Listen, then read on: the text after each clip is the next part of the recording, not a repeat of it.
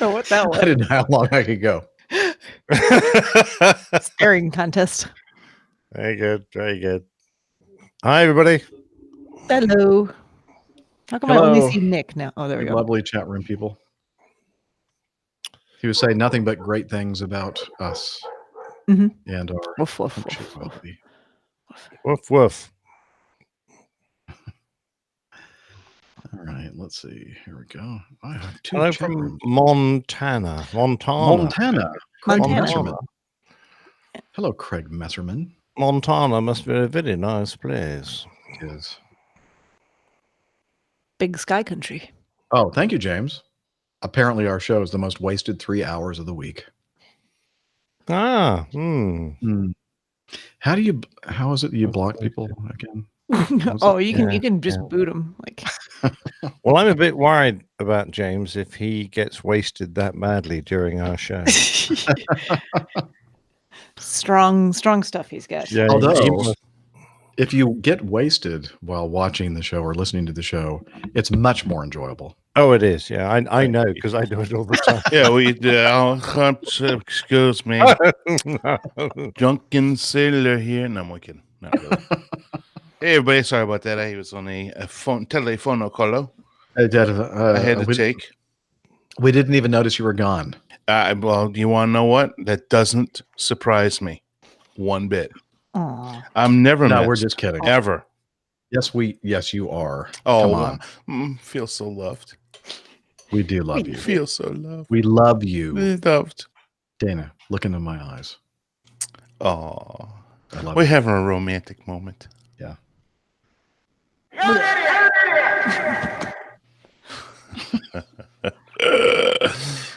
We need to start our recorders. I already did. Well, good for you. I was smart. Oh, a new version of audio hijack. Oh, really? Wow, that's unusual. Steph. That never happened. No, that's never happened for Dr. Steph. It won't let me click on don't install.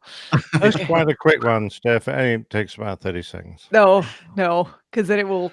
What are you talking about? Steph, it says you can't click on the don't put it in version. What takes about 30 seconds? Well, Nick's already informed us about that. Family show, folks. Yeah, family show. Yeah, But that would be a good day. Family show, ladies and gentlemen. Family show. That's an excellent day. Okay, we'd first like to say that we are not PTUK. We do not start on time because that's just not the thing you do in this video. Not if you're cool. No, not if you're cool. The cool kids don't start on time. No, we've just been chewing the breeze anyway, and we were ready. Like we were just wasting your time. Yeah, we were. We're just talking about stuff. We just like burning other people's time. And this show is also not politically correct. No, it is. I'm sorry. It is. And we were talking about all of you, and it wasn't good. Yeah, particularly Logan Lynch, Lima, Sierra Lima. We really can't say what Nick said about all that. Nope. Sorry. Hush is the word. So I'm recording. Oh, I know what we need to do next. Oh, yeah. We need to get the clap. Oh, you got the clap. I've got the clap. I do not. I am not at home. No I'm clap? the only one. No clap. I need to get the new dry erase markers, not the ones I have here, so I can fill this thing out and be funny like Nick. Oh, there's no way you could be funny like Nick. That's true. I can never be Nick. Nobody. Nick is already never measure up. Some weird month. Like the 17th month of the year. I don't understand. Yeah, that doesn't surprise me, Steph. And you're a doctor. 16th month of the year. I know what day it is. Dana, don't do that with your tongue. That's. I was going to clap on it.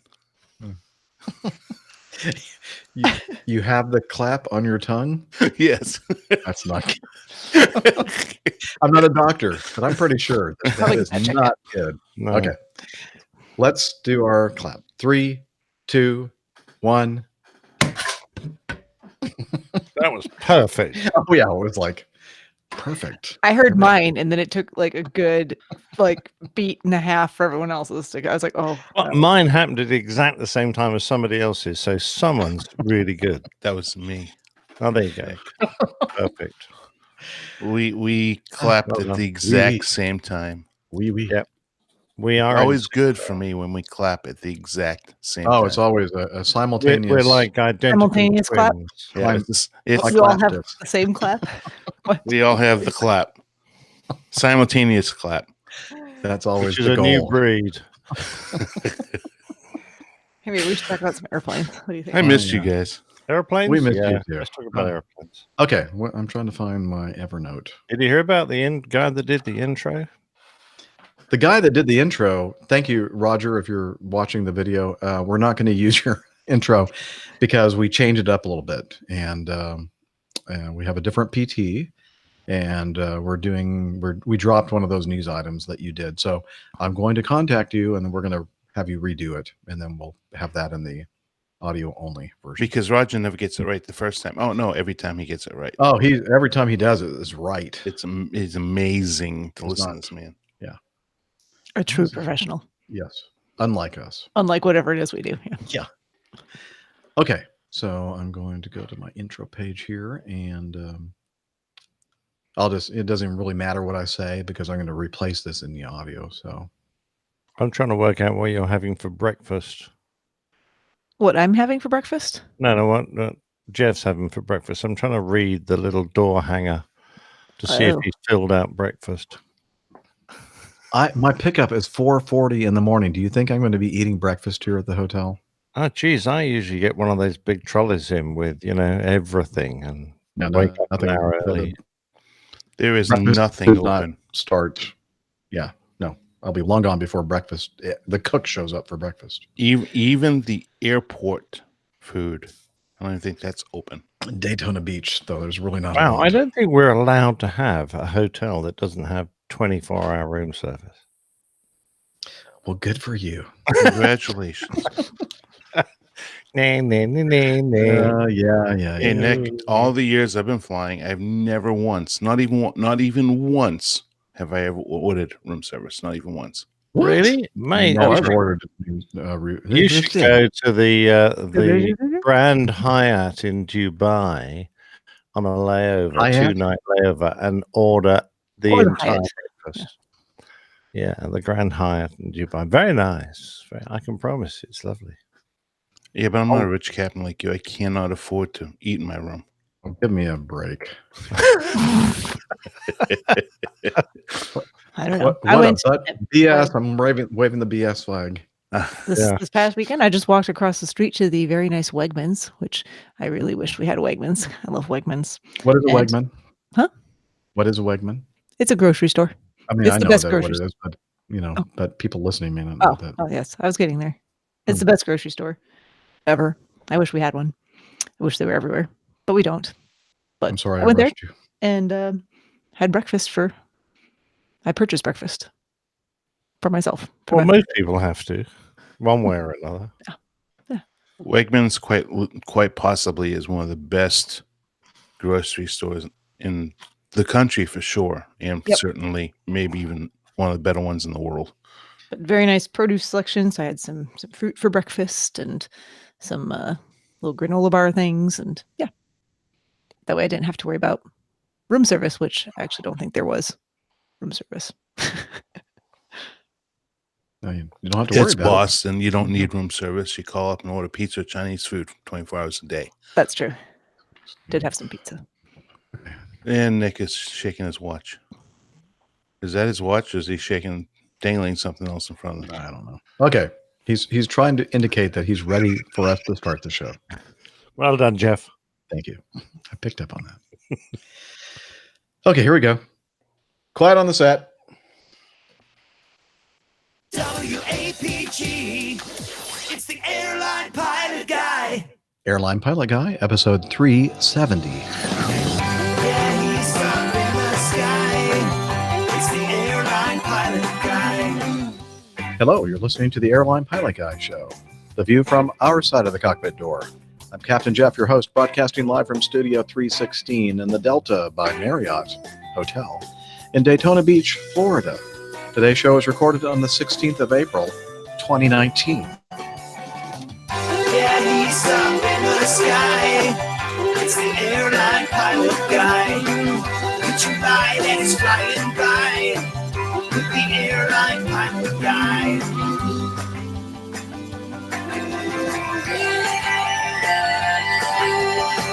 In today's episode, we have aviation news and more news and more aviation news and your feedback, you.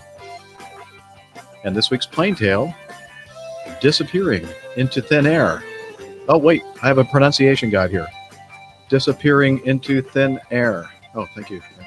So get all settled in, tray tables and seat backs in their upright and locked positions, electronic devices powered on. Flight 370 is ready for pushback. Hello, everybody, and welcome to the Airline Pilot Guy Show. It's an aviation podcast, kind of like an aviation talk show. And on it, we discuss aviation news and we add our brilliant commentary, and we also answer your feedback. And here to help with that endeavor, from her lakeside studio in South Carolina, Dr. Skydiver, marathon runner, strength training junkie, IPA connoisseur, and commercial multi-engine instrument-rated pilot, Dr. Steph. Well, good afternoon, Captain Jeff. It is very nice to see you. It's been a little bit of time since we've done a show, so really looking forward to this. I am too. And also joining us from a studio in the English countryside, he's a professional photographer, a former RAF RAAF fighter pilot, currently captain for an international airline, at least for a little while longer, for a airline based in London, Captain Nick. Hi, Jeff. I'm currently still grounded, sadly. More of that to come, but it's not getting me down. Don't worry.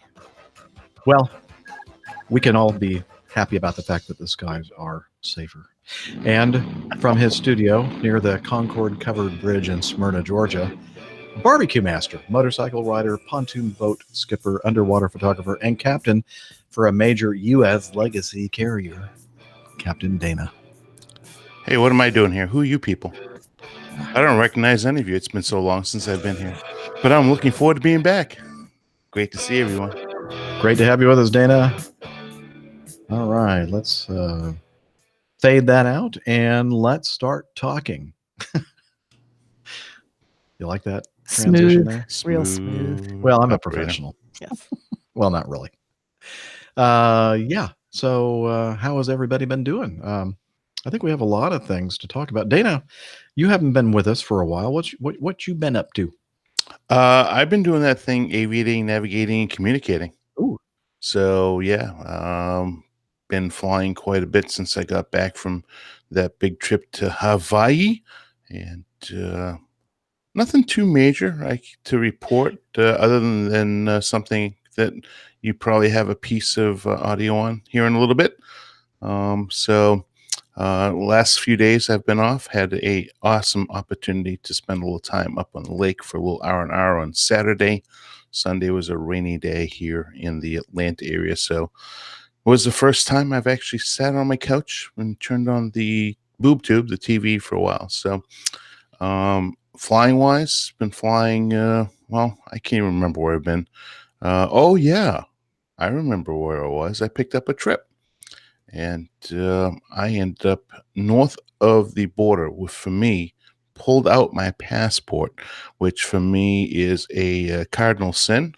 If I have to fly anywhere that I have to pull out my passport, I always say I've gone too far. So, but yeah, we'll cue up the music on that one there, Jeff. Okay. And we'll let the audio commence on that one. What do you think? I think that your transition was a lot worse than mine. Well, way worse. So, you know, Okay. I'm just trying to read your facial expression to see if you're actually ready, because I was trying was to the lead problem. into that. Yes. My finger is poised. Ready? Ready.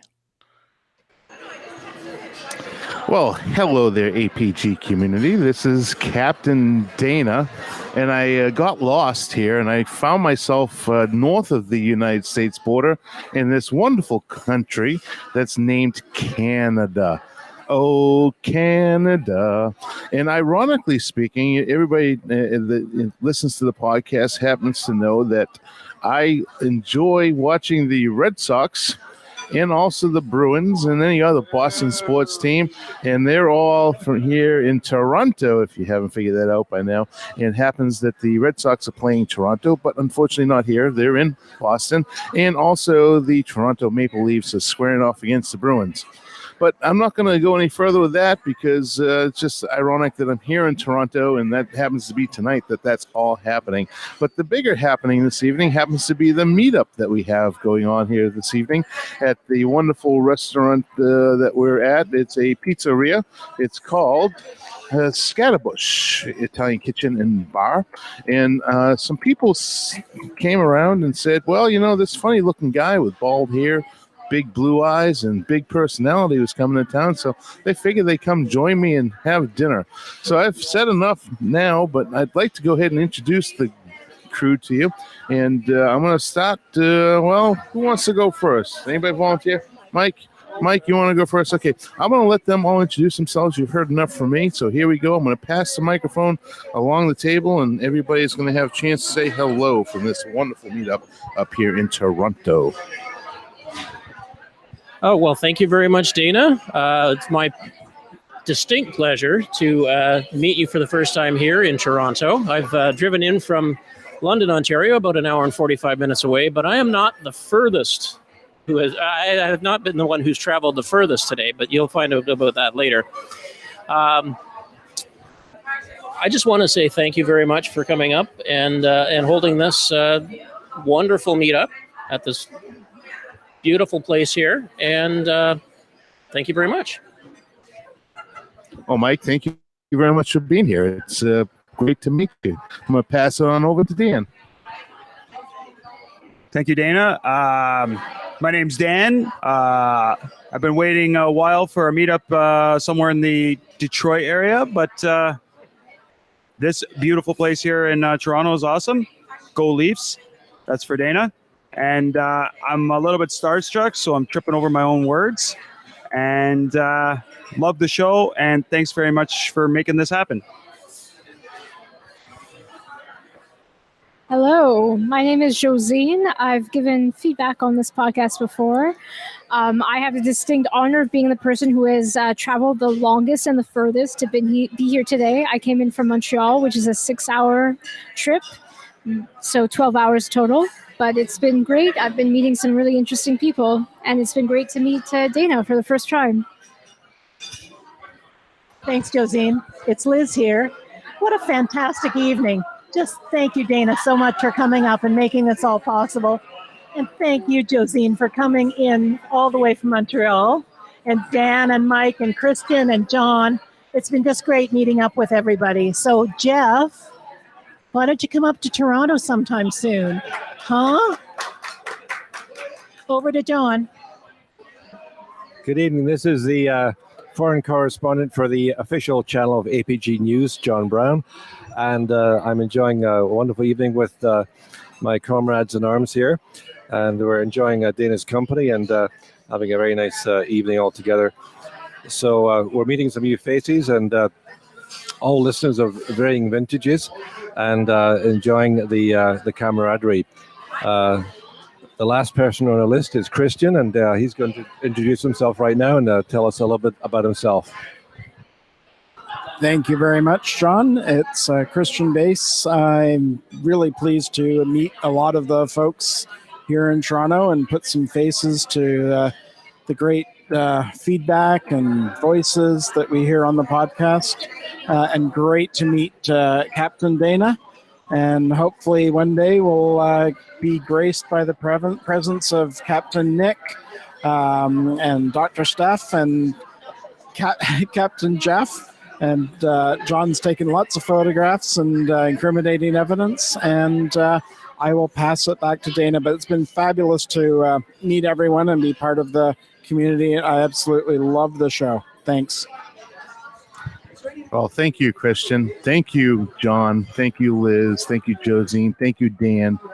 Thank you, Mike, for all of you guys coming to meet me here. I was quite floored when everybody showed up. Didn't think I was actually this popular. I thought they tricked them and said that Jeff was going to be here.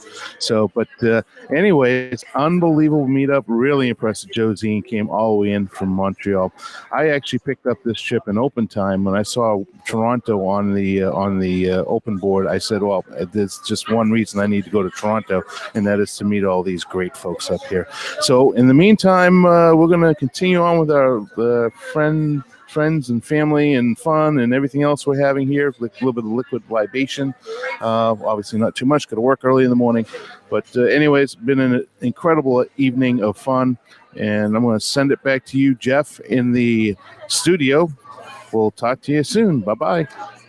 Well, thank you very much. Wow, it sounds like you guys had a great time in Canadia. I was absolutely floored that all these great people, that Liz, Mike, Dan, Dr. John, Christian, and what effort Josine made to come all the way from Montreal, which was a 6-hour bus ride each way. So 12 hours just to come and spend a few hours and meet up with this group.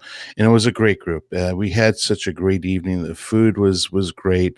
The company was even better. And I was truly 185%, maybe even 250% honored that everybody came and to join in the meetup.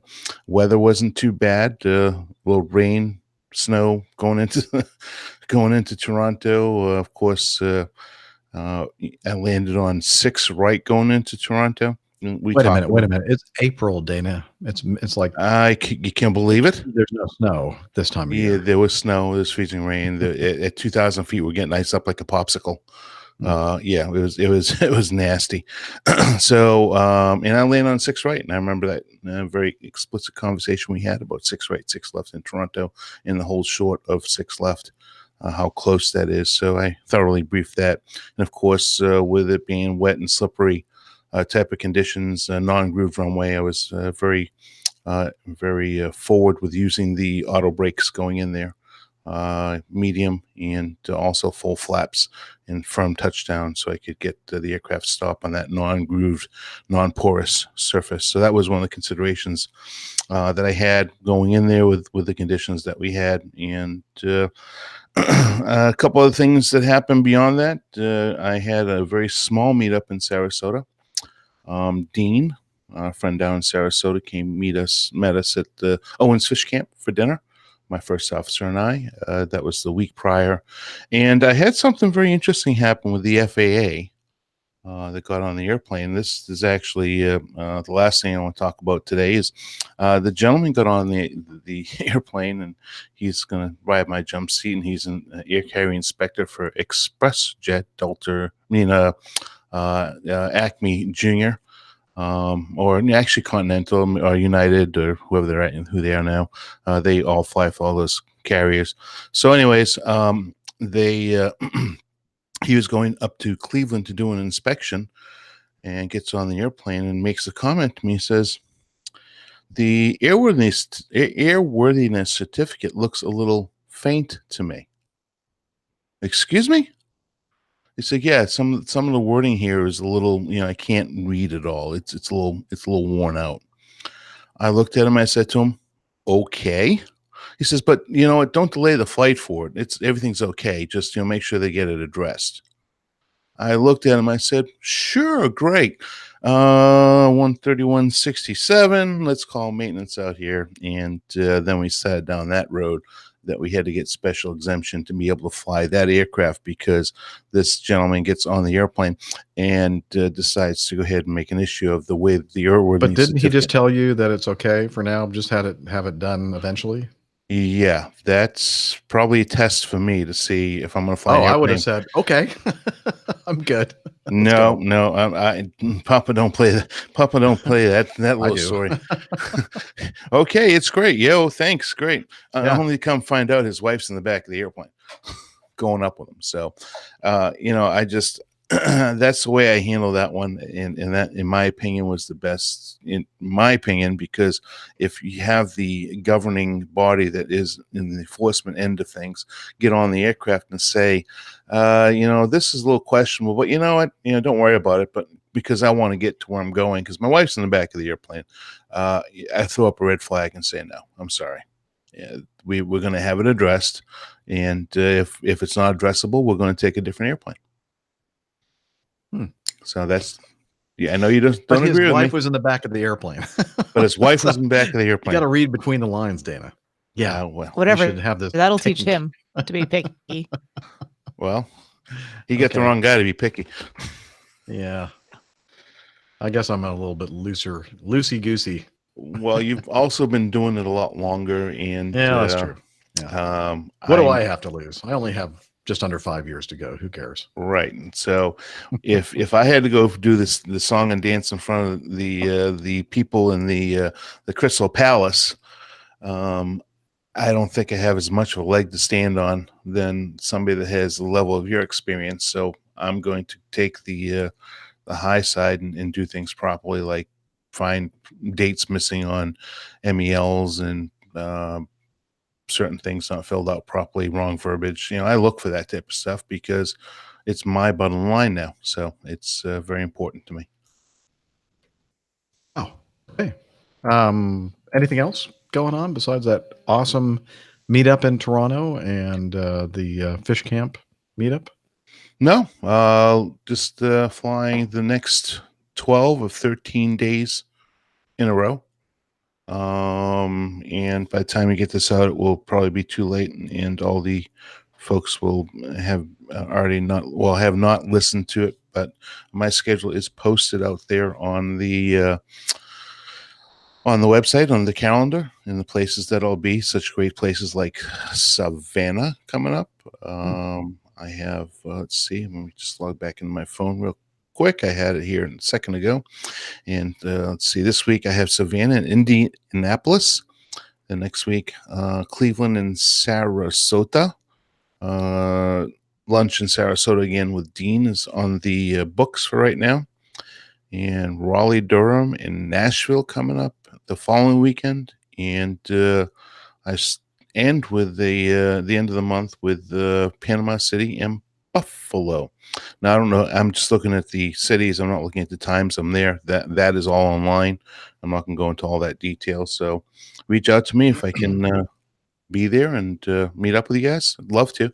Had such a great meetup in Toronto. That's to this point on my own. I mean, we've had a couple really good meetups, Jeff, you and I, when we've been flying together. But on my own, that was really the best meetup I've had yet, and it was amazing. We had such a great time. Canadians are just wonderful. Oh, I wonderful love the people north of the border. They're just some of my best friends in scuba diving world that I've been diving with for years. Are Canadians, and they're just such lovely people. As long as they stay on their side of the border. That's right. They if they don't invade us, that's fine. So, all right, that's it. Just kidding, you Canadians. All right, very good. Well, Steph, have you been doing anything interesting lately? Have you been on any trips or no? Like that? Oh No? wait, Okay. yes. Speaking of places Dana's familiar with, I spent the weekend in Boston. And I was up there not to run the marathon, which took place yesterday, but mostly to cheer on some family and friends that were running. It's been a long time since I've just spectated a marathon.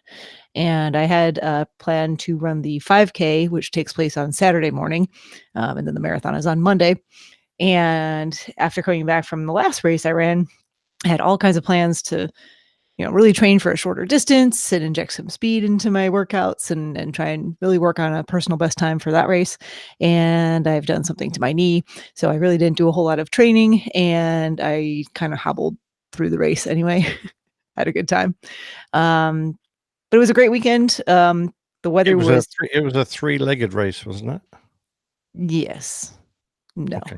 Yeah, like you like to put your legs in a sack, or like you have a buddy that you run with, Isn't that- you tie your you tie your leg to your Leg friend together, and you yeah, to your friend, run and then together, you- three-legged race. Yeah, I've we seen need to those. have an APG 3-legged race. That would go That'd terribly. be fun. After lots of beer. Yes, yes. Actually, it did not go as. We're going to do that at Oshkosh. There you go. Yes. This is the APG Right. sporting event. Yes. Yeah, this will Perfect. be. Yes, the ABG Can- leg breaking. Can I just event. officiate? Do I have to participate? No, you have to be a No, participant. you have to be there with a splint. Yes. Okay, fine. And we're going to destroy Um, you.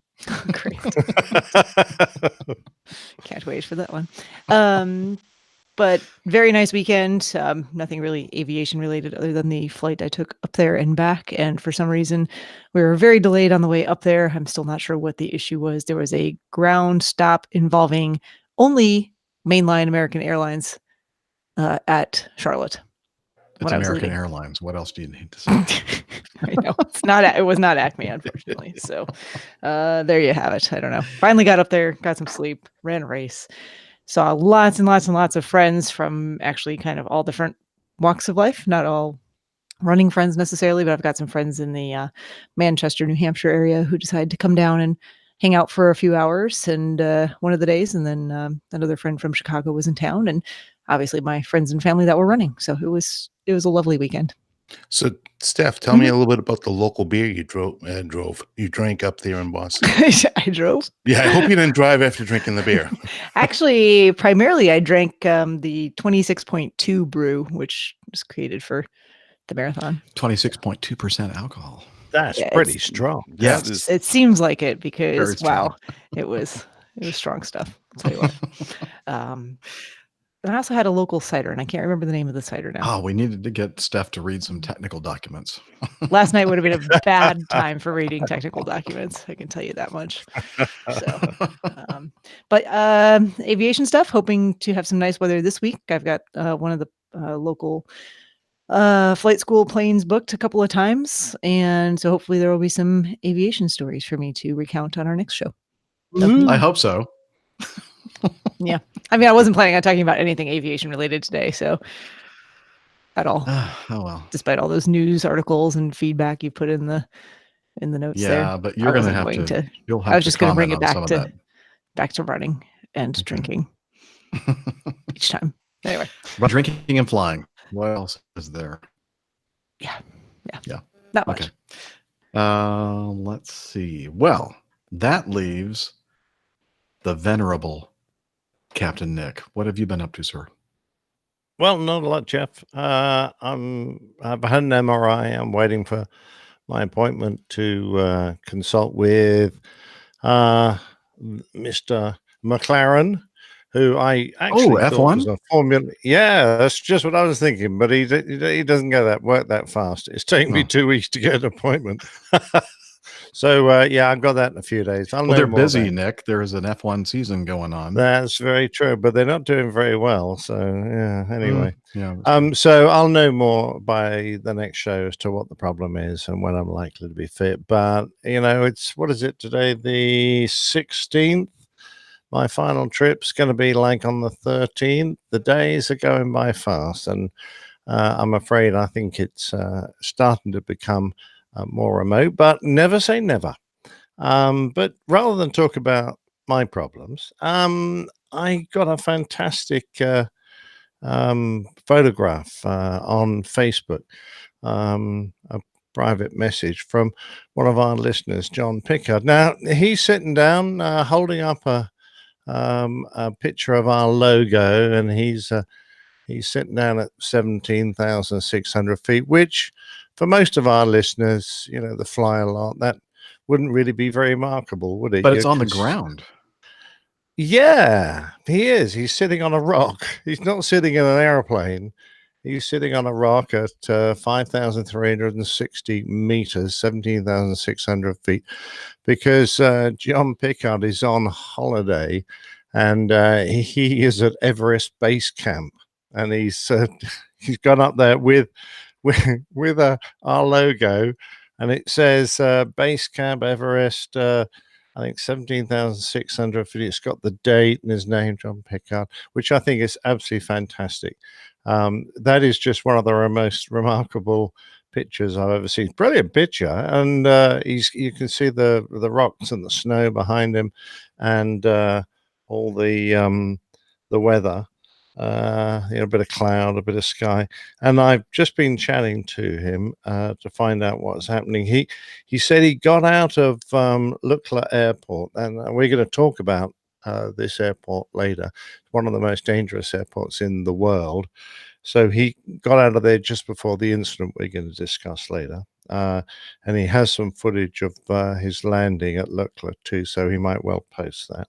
And when I asked him what he was doing up there, he said they trekked from Lukla to the Chola Pass for 5,420 meters, then routed over to base camp, had whiteout conditions with driving snow, low cloud. The nighttime temperatures were minus 13 degrees centigrade, and this was meant to be a holiday. Very nice. And he's obviously flown out of there, presumably back, to warmer climes by now. But I did ask him, but he hasn't actually come back to me yet. But anyway, that's just a brilliant picture. I think it's one of the most amazing places I've ever seen. The Acme Airlines logo. I don't think that's ever been higher, at least on the ground. Yeah, on the ground. Exactly right. So, no, it's absolutely brilliant. So thank you for that, John. Yeah, thank you, John. Is he planning on? Did he actually climb to the peak or just to the base camp? I mean, I don't mean to. Not to say just to the base camp. I probably couldn't make it to the base camp. Well, 17,600 feet is pretty high. Yeah. No, I think he was just on trek. So I think it's quite common for folk to trek around that area. They don't attempt to climb the mountain. Because you start going higher, then that's when your risk of dying gets everything bad happening. Yeah, exactly right. I think 17,600 is pretty high anyway. Yeah. Particularly if you're not acclimatized, if you're just a tourist. He's not on oxygen or anything in this photo, so no, exactly right. So I think that's pretty impressive to start with. So that's number one. Number two, because I may well not get a trip next month, depending on how this medical thing goes, I might well be at Duxford on May the 12th. Oh, nice. Because as we know, there is a UK meetup there. Now, APG wasn't going to be represented by any of the co-hosts, but if I'm around... They purposely didn't invite us, did they? Yeah, well, they did, but then they were kind of like, well, you probably can't make it, so... Yeah, it was like one of those kind of half invitations. Like, you can come, but we know you can't make it, so don't bother. Exactly. But it looks like... So you're saying challenge accepted? I think it might be. If I'm not flying, I'll certainly be there. So Duxford, May the 12th. PT UK, Pilot Pip Captain Al. So Plane Safety Podcast also represented. I'll be there with my microphone if I'm not flying. And I'm looking forward to it. I don't think it's one of those special airshow days where they do lots of flying, but it's just a fantastic museum anyway. So I'm really looking forward to that. There are a few aircraft out there that have featured in my plane tales. So from a personal point of view, it would be a great day out. Excellent. Excellent. Well, we're still hoping, fingers crossed, that you'll be able to make it to Atlanta for your last trip. But if not, the Duxford thing, will be a lot of fun. Well, it will be a lot of fun. And I'll say my goodbye to everyone at Oshkosh instead, which I am really looking forward to. And when is that? Is that this year? I think so. I hope so. I haven't a clue. I haven't really worked it out yet. Okay, good. But Nick, unfortunately, I can't drag my boat up there for you. So, can you fly it up there? I could put some wings on it. That'll work. It's a very aerodynamic boat. Wait. All right. So, speaking of meetups, I'll take your meetup and raise you. Well, yeah. No, maybe not quite as great as the Duxford meetup, but we're going to have a meetup in Kansas City next week on the 23rd, I believe. And we have the gentleman who has organized this event here to tell us all about it. Hello, APG community. This is Tom from Columbia, Missouri, and I'm letting you know that we are coordinating a meetup with Captain Jeff on Monday, April 29th. It's going to take place at Q39 in Westport. The address is 1000 West 39th Street in Kansas City. That is in the Westport area. Captain Jeff will be coming into town that afternoon, and we will have a start time of 5:30. I have posted this information in Slack under the Meetup section. I've also included my phone number in there if you would like to contact me that way. We hope to see you there, and I would appreciate if you would let me know if you can make it so we can save you a seat. Captain Jeff, we're looking forward to hosting you again in Kansas City. We're glad you're coming out to visit us, and we look forward to it once again on April 29th, Monday at 5:30 at Q39. Hope to see you all there. APG crew, thanks for all you do, and we'll talk to you soon. Well, thank you, Tom, for organizing this. That is awesome. He even made a great PDF document to kind of show all the information regarding the meetup. And that is next week, isn't it? Today's the 16th. That's the 23rd. Sounds like about a week from today, something like that, or Monday. I don't know. Whatever. Just look on the calendar. Do we have it on the calendar? If we don't, we'll put it on I'm checking right now.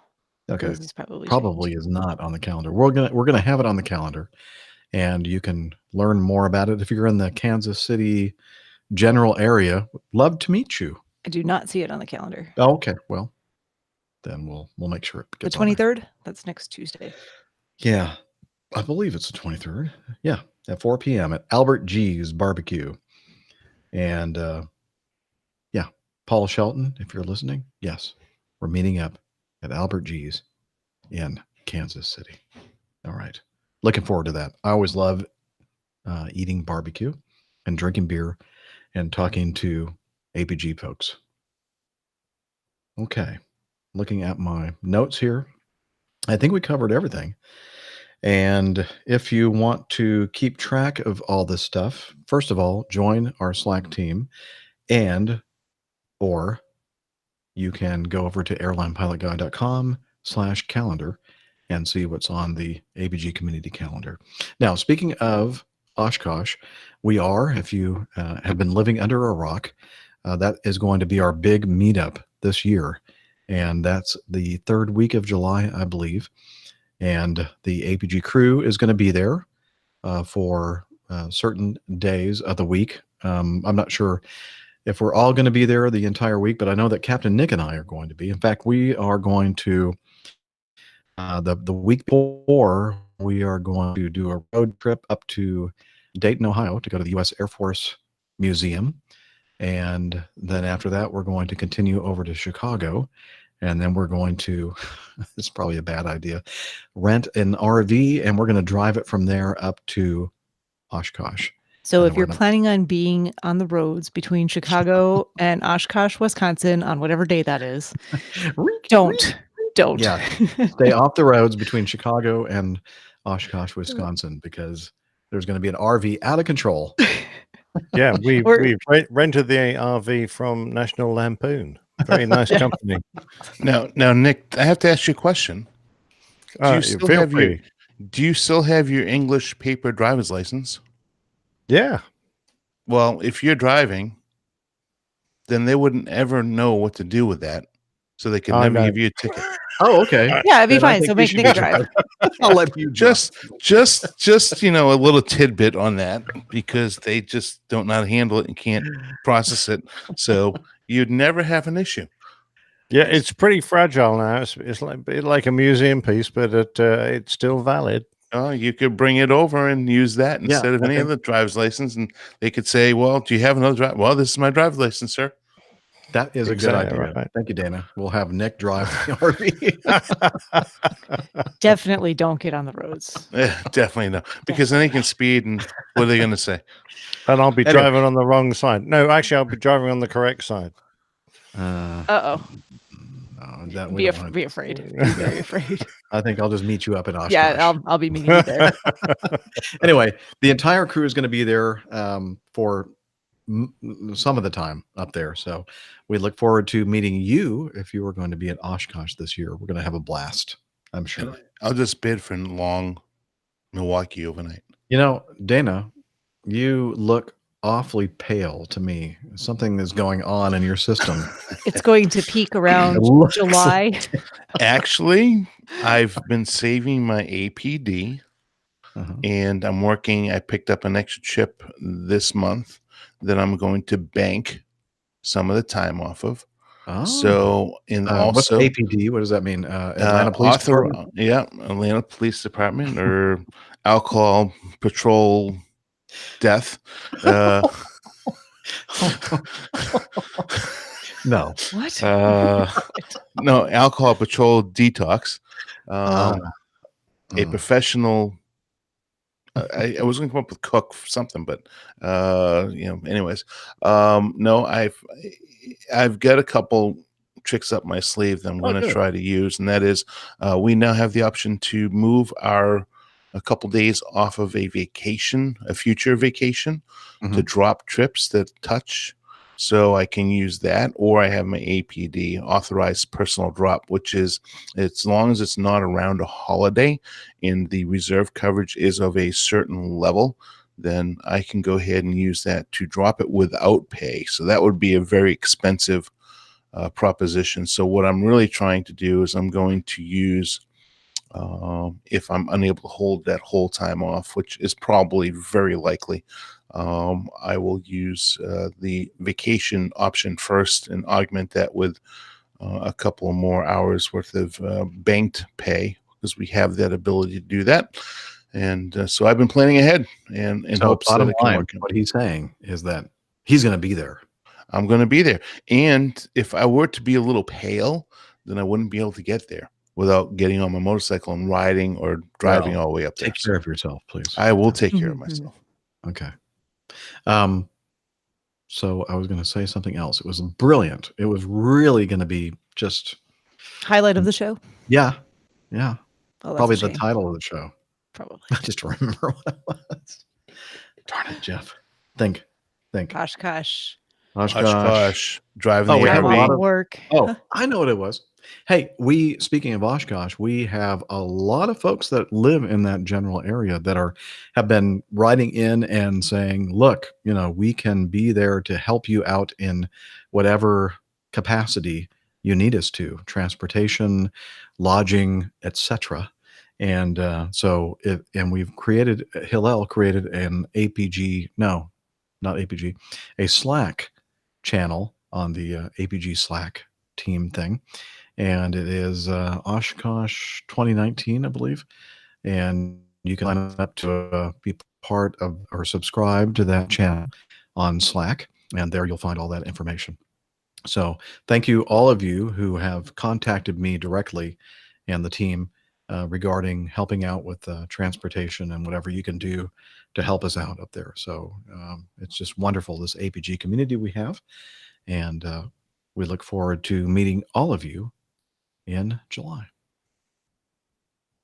With that, I believe it's time now for us to move on to the news. As soon as I can find the button to push. There it is. Stand by for news.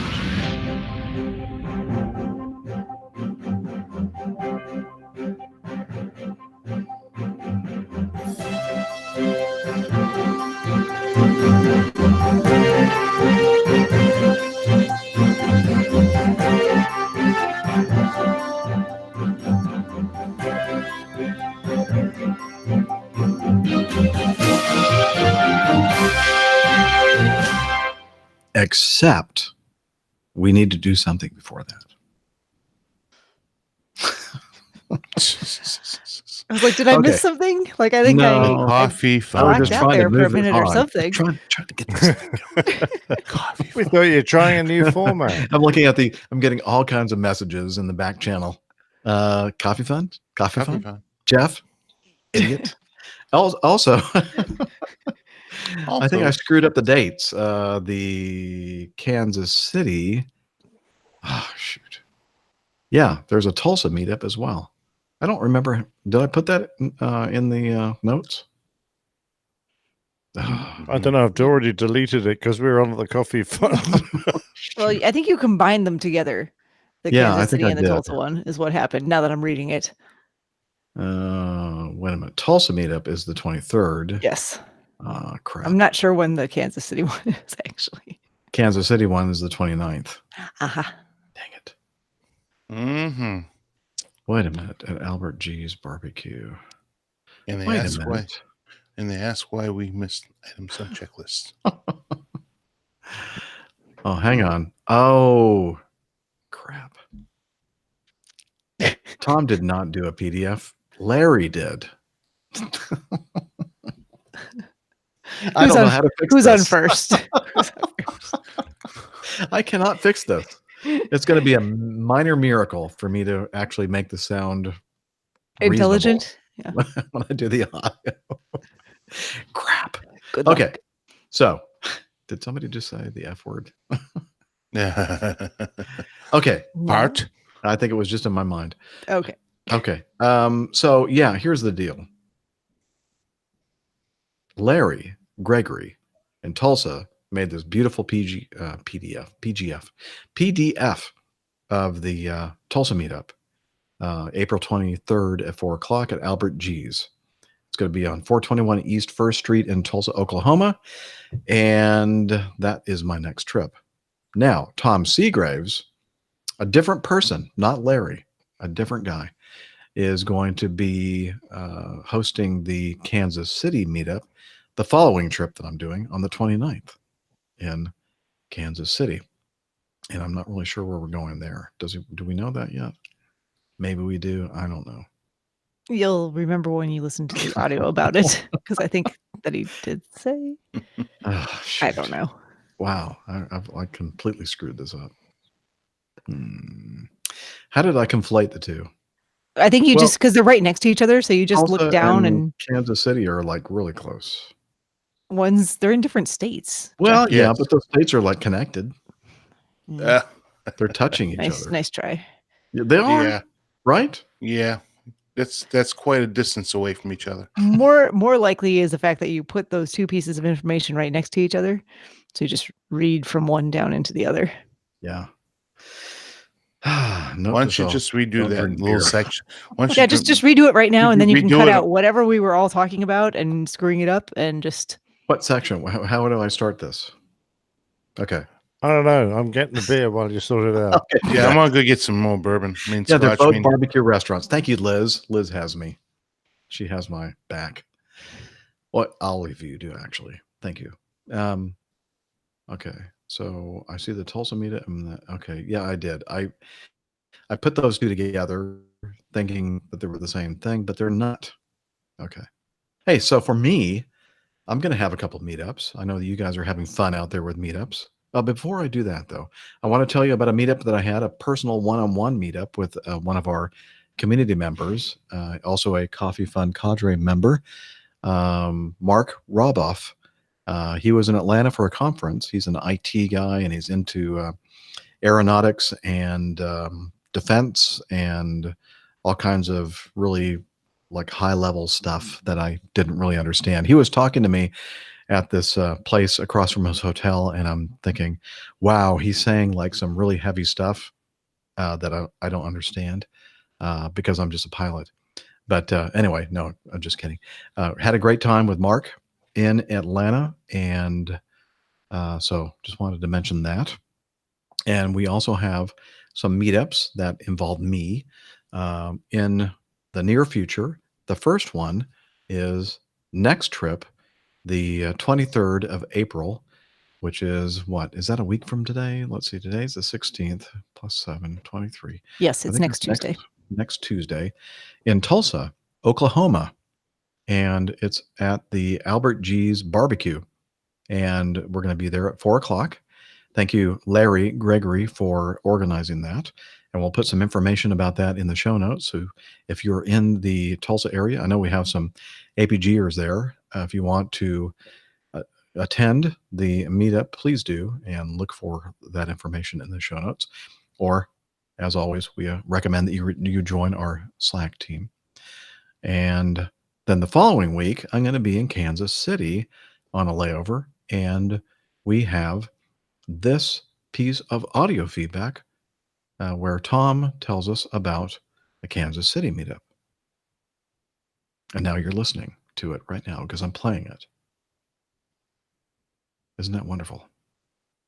Thanks, amazing. Tom. It's amazing what you can do in post. Yeah, I know. It's beautiful. What a mess. Well, thanks, Tom. Look forward to seeing you. Thanks for organizing the Kansas City meetup. Hope to see many of you out there listening in the Kansas City area. All right. Anything else? I've been to Kansas City. Have you? Yeah. You flew an empty I airplane picked back. up. I flew an airplane in there to pick up the Kansas City Chiefs. Ah. And I met Tom there. Tom is a great guy. He's organized many APG meetup, and I look forward to seeing him again. I'll never forget for 300, he drove all the way in from Kansas City. I know. To be here. That was amazing. Oh, well, not actually Kansas City. I'm sorry. Middle of, was it Kansas that they live? Yeah, Missouri. He's in Missouri. Columbia, Missouri, I think. Yeah. Yeah. It's not too far from Kansas City, but it's a couple hour drive, I think, for him. So to Kansas City? Yeah. Yeah. He says he's like right between St. Louis and Kansas City. Yeah. So either one, which I haven't seen either in a while. I've not been to Columbia myself, but I hear it's a beautiful place, and they have some big schools. I think, was it Mizzou or something like that in Columbia, Missouri, Missouri State or something like that. I don't know. Yeah, I don't know either, but I think that's what it is. Anyway, I think now would be a good time for us to talk about a way for you to help us out financially. It's called the Coffee Fund.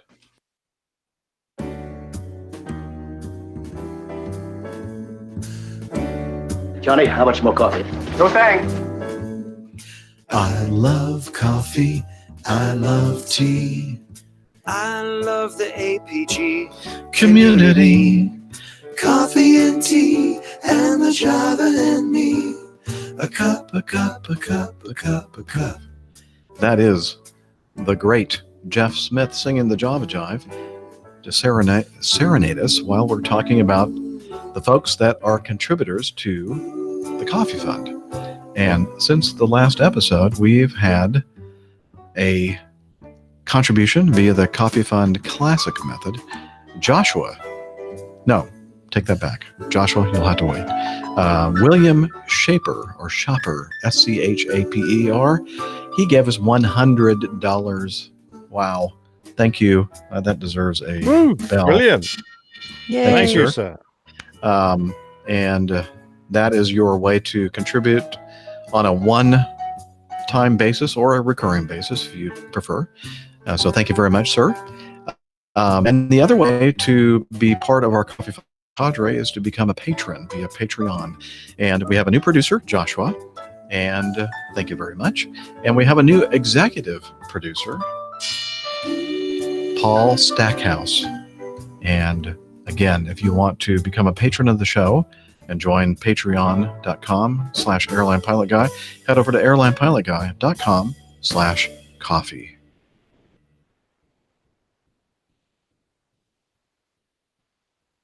And now I'm going to play something else. No, I'm not. I'll put this in post. But what I'm going to do is I'm going to talk about our Coffee Fund cadre. This is going to be only in the video. And I'm going to start with, now, if you all look at the intro page, do you see that last table that I put in there? I'm going to ask for participation from my crew. Oh. No way. Yeah. So who wants to start? Sure. Okay. Sure. Steph, I want you to start with, we're going to start with the $5 reward. So Paul, Stackhouse, and going down. Oh, I thought I was starting at the top. No. Well, if you want. It was the shorter list. No, it's fine. All right. Yeah. All right. $5 and up. We have Paul Stackhouse, Sean Fowler, Murph. Just Murph. Matthias. Alexandre Radke. Joe Driver, Alexander Ball, Sean Patrick, Kenneth Linder, Barb Benson, Walt Simpson, Magnus Rudebeck, Neville Bounds. Never heard of that Who? guy. Sir Who's Oh, that? I'm sorry, Sir Sir Neville of Bounds. That was confused. I did not see Neville the of title Bounds, there.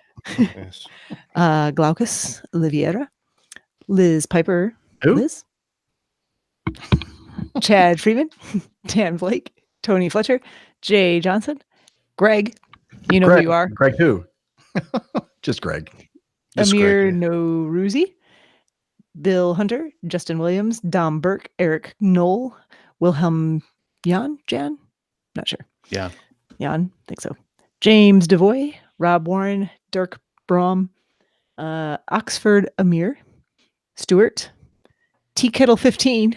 Tea Kettle 15, yay. Nice one. I don't think it's his real name. I hope it is. I want to see that birth certificate. You're, yeah, those parents. I don't know. Jason DeLuzio, Yeah. Jordan Rose, Clinton L. Baker, Tanya Wyman, Who? Nico Reger, Rob Simmons, Dispatcher Mike, Who's that? Eric Graves, Robert Fairbairn / Dick. Dick slash Yeah. you know all your Haggis names. T. Hemmons. Hamish T. Haggish. Or Hamish T. Haggis. I'm putting all those names together. Whoops. Dr. Bo Abrahamson, and Christopher Kilmeck, Justin Breeze, David Collier, Bill Bates, Steve Nuss, George Nally, Ken Hayes, Larry Gregory, Chris and Tanya, Andrew Espig, Stephen Wisniewski, Scott Urista, Yeah. Adrian Meacham, and Kenneth Ludwig. Yay. Those are Did all you of skip our... George? You didn't skip George. No, you got No, George. I said George. George That was Nolly. real quick. Yeah, He is yeah. the host of the Ready for Takeoff podcast. I would never skip George. No, I heard her say it. And awesome. So, Dana, do you want to mention our $10 and up contributors, patrons? Well, one of them might not understand what I'm saying, but okay. Mike Clark is a 10. Clark? Clark. These are like perfect for me. $10 plus is Mike Clark and Stephen Ward. Now, Mike Clark. Most people would understand is Mike Clark They're gonna go, and Stephen Ward. You didn't mention my name on the show. Well, we did, but Well, Dana did. I did. You had to decipher it out of the. I mean, like both those Bostonian. names are perfect for me to mention. Yeah, they are. But I did mention them the proper way. You Mike did. Clark and Stephen Ward. Yes. We get the 20 plus is Lucas Diamond and Asa Armin. Okay, excellent. I was going to have Nick do those two, but that's good. Well, you said the 10 Yeah, plus. that's right. Just leave me out of here. Go on. You just go on. Get on with it. So those are Well- the premium level. Only a handful, actually, of folks in those top tiers. So we do appreciate all of you. Anybody that's given a dime or a penny to our show, we do appreciate. So, but I want to try to remember to do this every show because that's what I promised to do. And so there you go. So thank you very much. And if you listening want to become part of this great group of folks, just head over to airlinepilotguide.com/coffee. And now it's time for the news.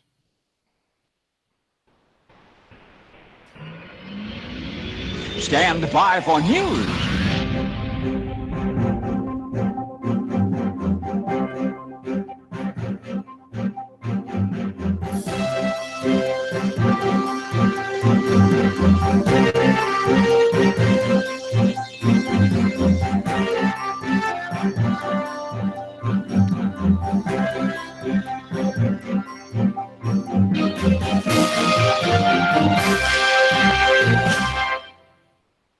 We're going to start with plane wreckage found, but Japanese pilot missing in a rare F-35 crash. Nick, would you like to read this one? Oh, Yeah, certainly. No, it's fine. If you, Okay. I think we're good at the moment.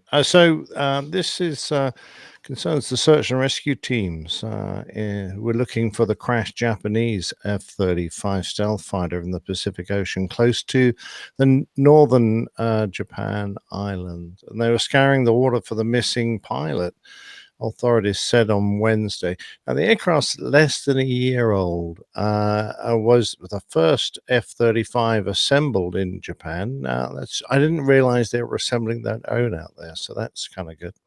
And it had only been airborne for 28 minutes on Tuesday before they lost contact with it.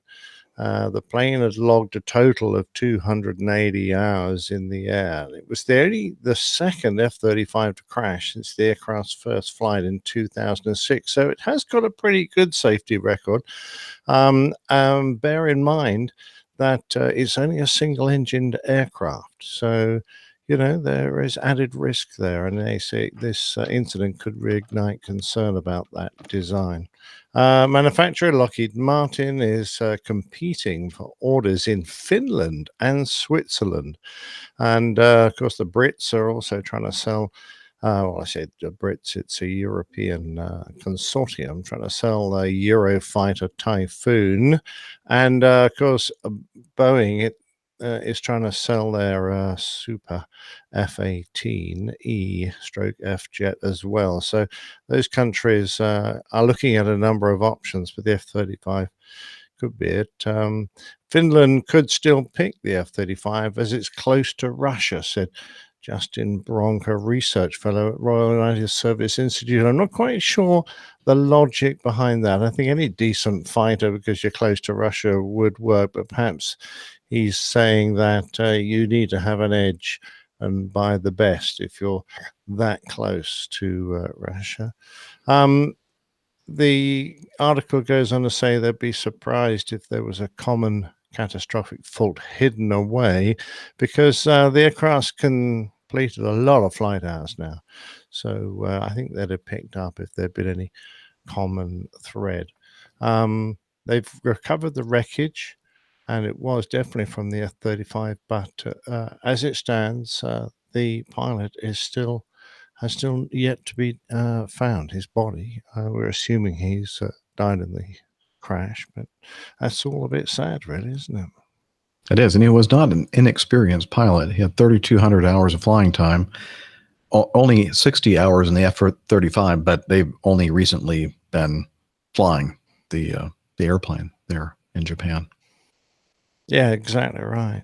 So they're getting quite a few of these F-35s. They're also getting the F-35B version, which is the sort of vertical takeoff, the stall shot, the vertical Marine takeoff Corps version. Yeah, exactly. And they apparently plan to deploy those on its islands along the edge of the East China Sea, because I think Japan feels a bit threatened by Chinese moves to occupy, even create islands and put military personnel on them much closer to Japan than they're ever used to. So, and there's a lot of territorial disputes on those little lumps of rock over there. So there's a bit of tension going on. And this aircraft would certainly help the Japanese to feel secure, I think. Yeah. Okay. Well, we hope that they do find the body of the pilot and they figure out exactly what happened there. But I have a feeling that that won't be too public, because I'm sure it's a lot of it's all confidential stuff. Yeah, all pretty restricted, I would say. Yeah. Okay. Item B here in the news folder: Austrian Airlines flight 848 was robbed at an airport. It was an A320 involved in an armed robbery at Tirana Airport in Albania on Tuesday. A group of unidentified attackers armed with guns used a car to break through a security gate at the Tirana Airport, Albania. The gunman managed to steal cash, reportedly worth millions of euros, which was being loaded into the Austrian Airlines aircraft. One attacker was killed while fleeing from the Albanian police. The others reportedly escaped with the stolen money. Police are using a helicopter in a mission to find the attackers. Austrian Airlines told International Flight Network, IFN, the incident occurred shortly after the passengers boarded the aircraft. Neither crew nor passengers on board had noticed the robbery in the cargo hold of the Airbus A320. The airline also confirmed to IFN that no customers or airline employees were injured. The aircraft, which was due to depart for Vienna on flight 848, was checked on the ground at the airport, and after they were satisfied that everything was okay, they took off with a delay of almost 3 hours. Toronto Airport has immediately increased security measures, Austrian adds. The airline will no longer transport valuable goods on this route. Probably a smart decision. I'd say so. Wonder if they must have known that they were going to be transporting cash, Must have been Sounds an like insider. an inside. Yeah, exactly. Someone with knowledge. Because Yep. otherwise, why would you bust through a security gate at an airport with and- guns and go to the exact plane that has all the cash on it? Exactly. Mhm. At the exact time. Yeah. Right. They just got lucky. Yeah. Real Lucky lucky. guess. Yeah. Lucky guess. There's I mean, somebody on any that's other day, happened it to would be just would have lucky. been a bunch of, bunch of suitcases and people's personal effects, which Yeah, isn't they were just terribly looking exciting. for like They need some new underwear. I don't know. Walkman. They tried to get away with it like DB Cooper did. Didn't succeed. Sorry. I see what you did there, Steph. Did we ever put that in the news folder? No, we I didn't. don't know that. I don't think we did. I don't think we did. Do we want Sorry. to even go there? I'm sorry. I even opened that can of worms. What I are you feel like some talking people about, will know Steph? what that story was. Yeah, so but, there was a story regarding people selling it was like in used Japan, clothing wasn't it? items Yeah.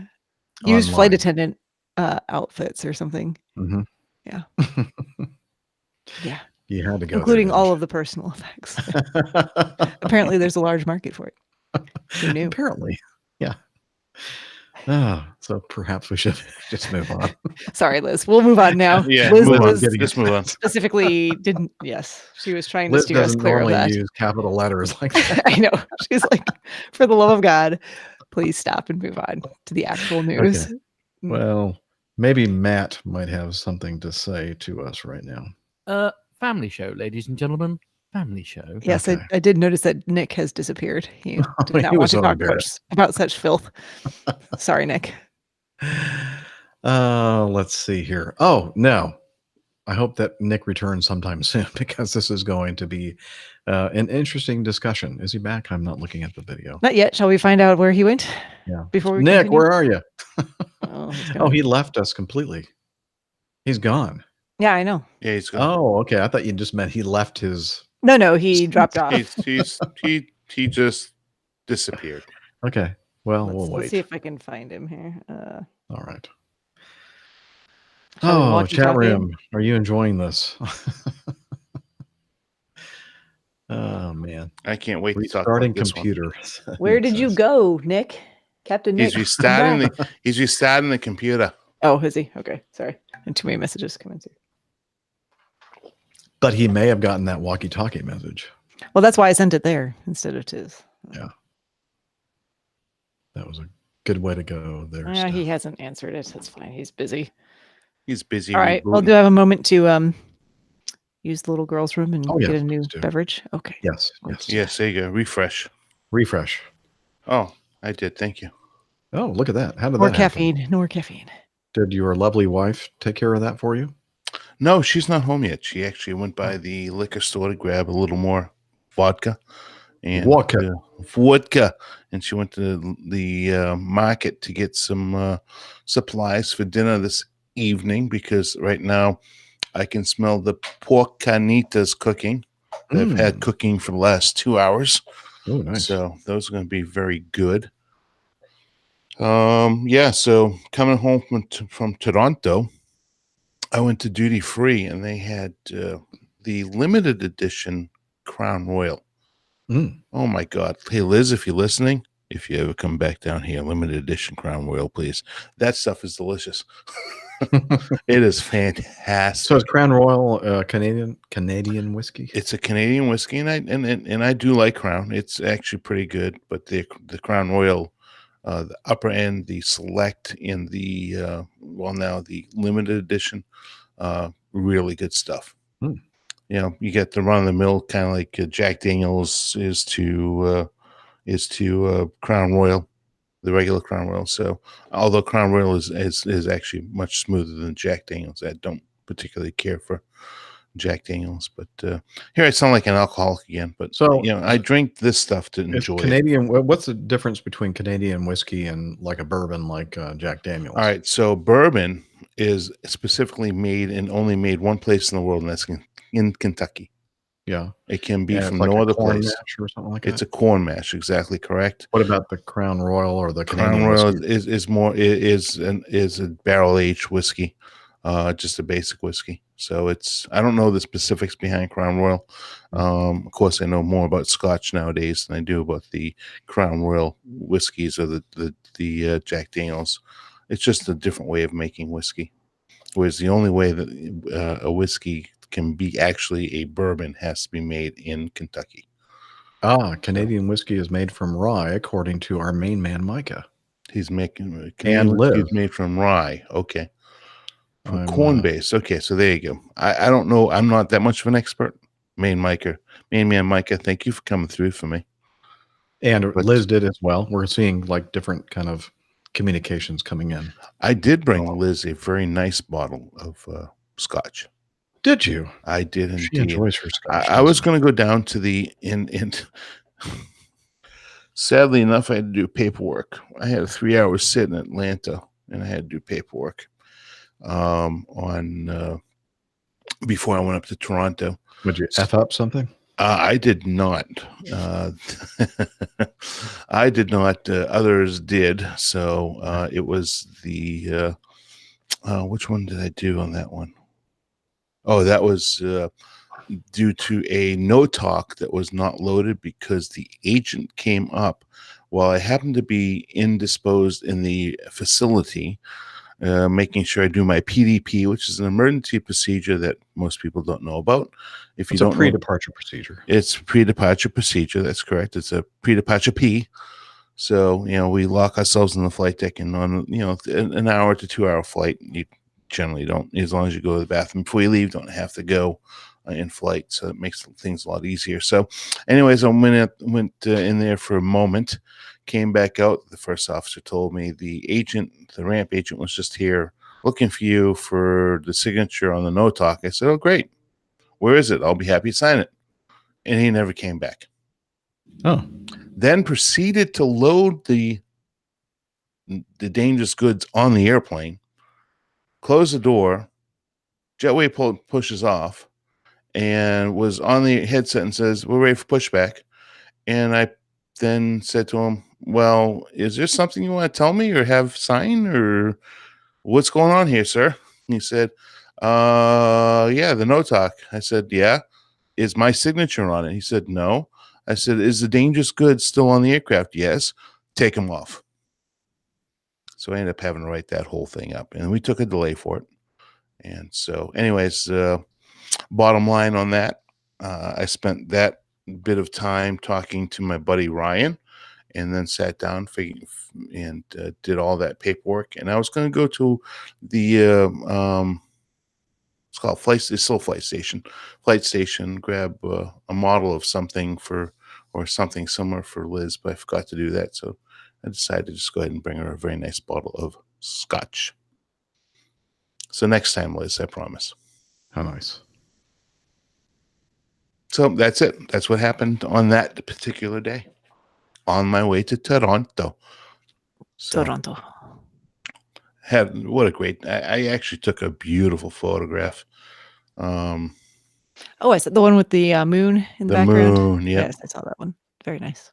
Yep. So it was. I got a lovely picture on the departure out of Boston today.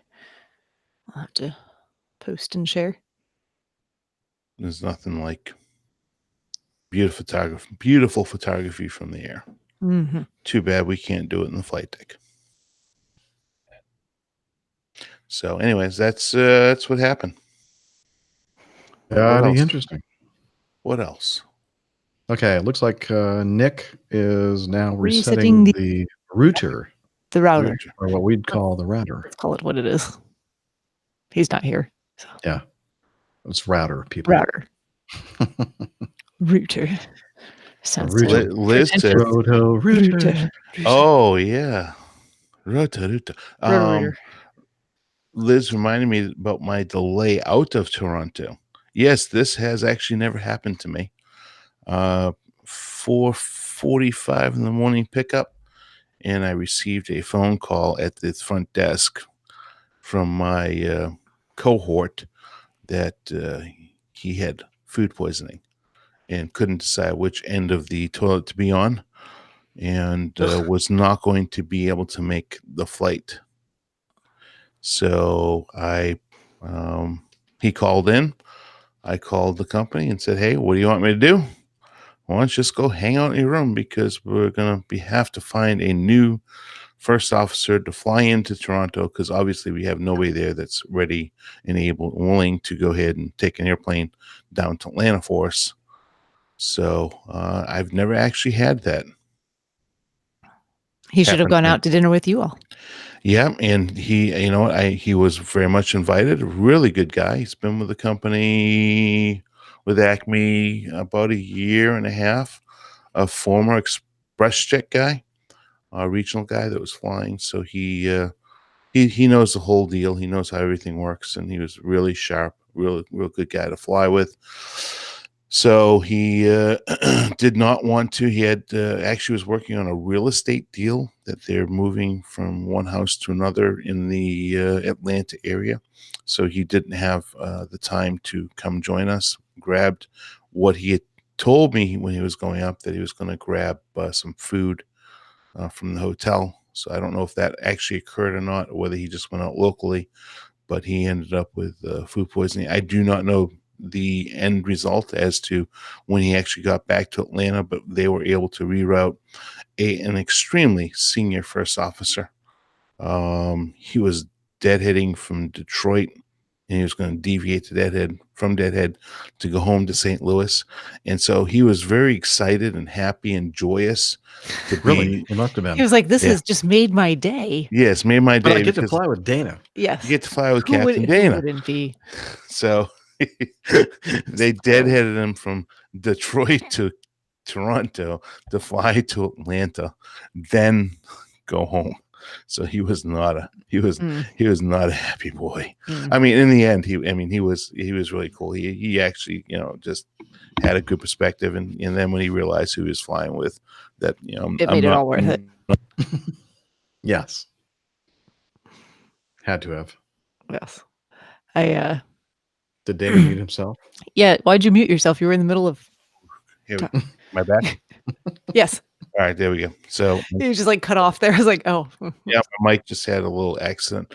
So, anyways, he once he realized I wasn't some D-bag, not saying the words, I don't want to say it, but a pretty cool guy to fly with. I mean, when he showed up, I said, "Hey, listen, I know they pretty much roped you over on this one." I said, "Well, everything's done.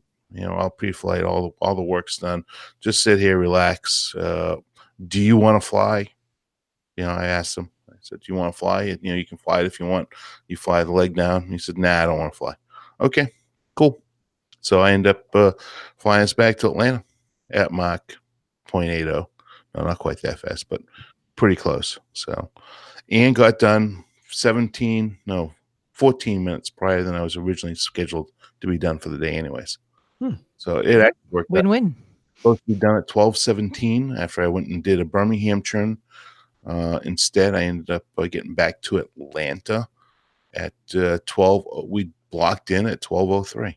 So perfect. Not a good deal for the passengers. Not happy people. Don't blame them. But I did get up and explain to them, what's going on, the reason, and that this was not obviously on purpose. But my first officer was not able to make the trip down to Atlanta with us for reasons that for health reasons. Beyond Yeah, that, it happens. And so that's the way it is. I'm here. I'm ready to go. Get the airplane. Get everybody on board, and I'll fly the airplane like I stole it. So that's everybody was happy with that. At least Josine says, "Dana, is it up to the captain who flies, or does it alternate from leg to leg?" Jeff, why don't you answer that? Because I've been Well, she's talking for the asking last you. half an hour. Okay.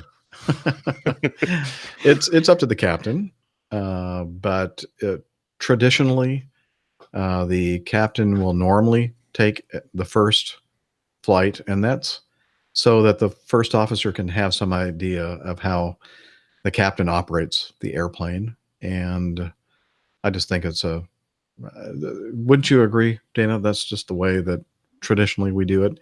And then what I like to do when I was a first officer long time ago, a lot of times we would just alternate legs. So the captain would take the first leg, I would take the second leg, captain would take the next one, I would take the next one. And if you're flying the 727 in and out of Atlanta, guess what? All you did was fly from somewhere to Atlanta.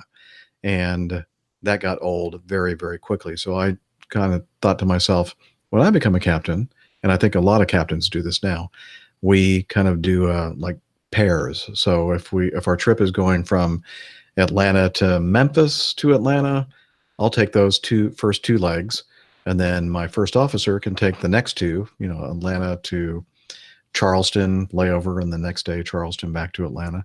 So that seems to be the most equitable way, so that folks can have experience flying someplace like Charleston or Flint, Michigan, or something like that, a smaller place, but they also get the experience of flying into a big, busy airport like Atlanta.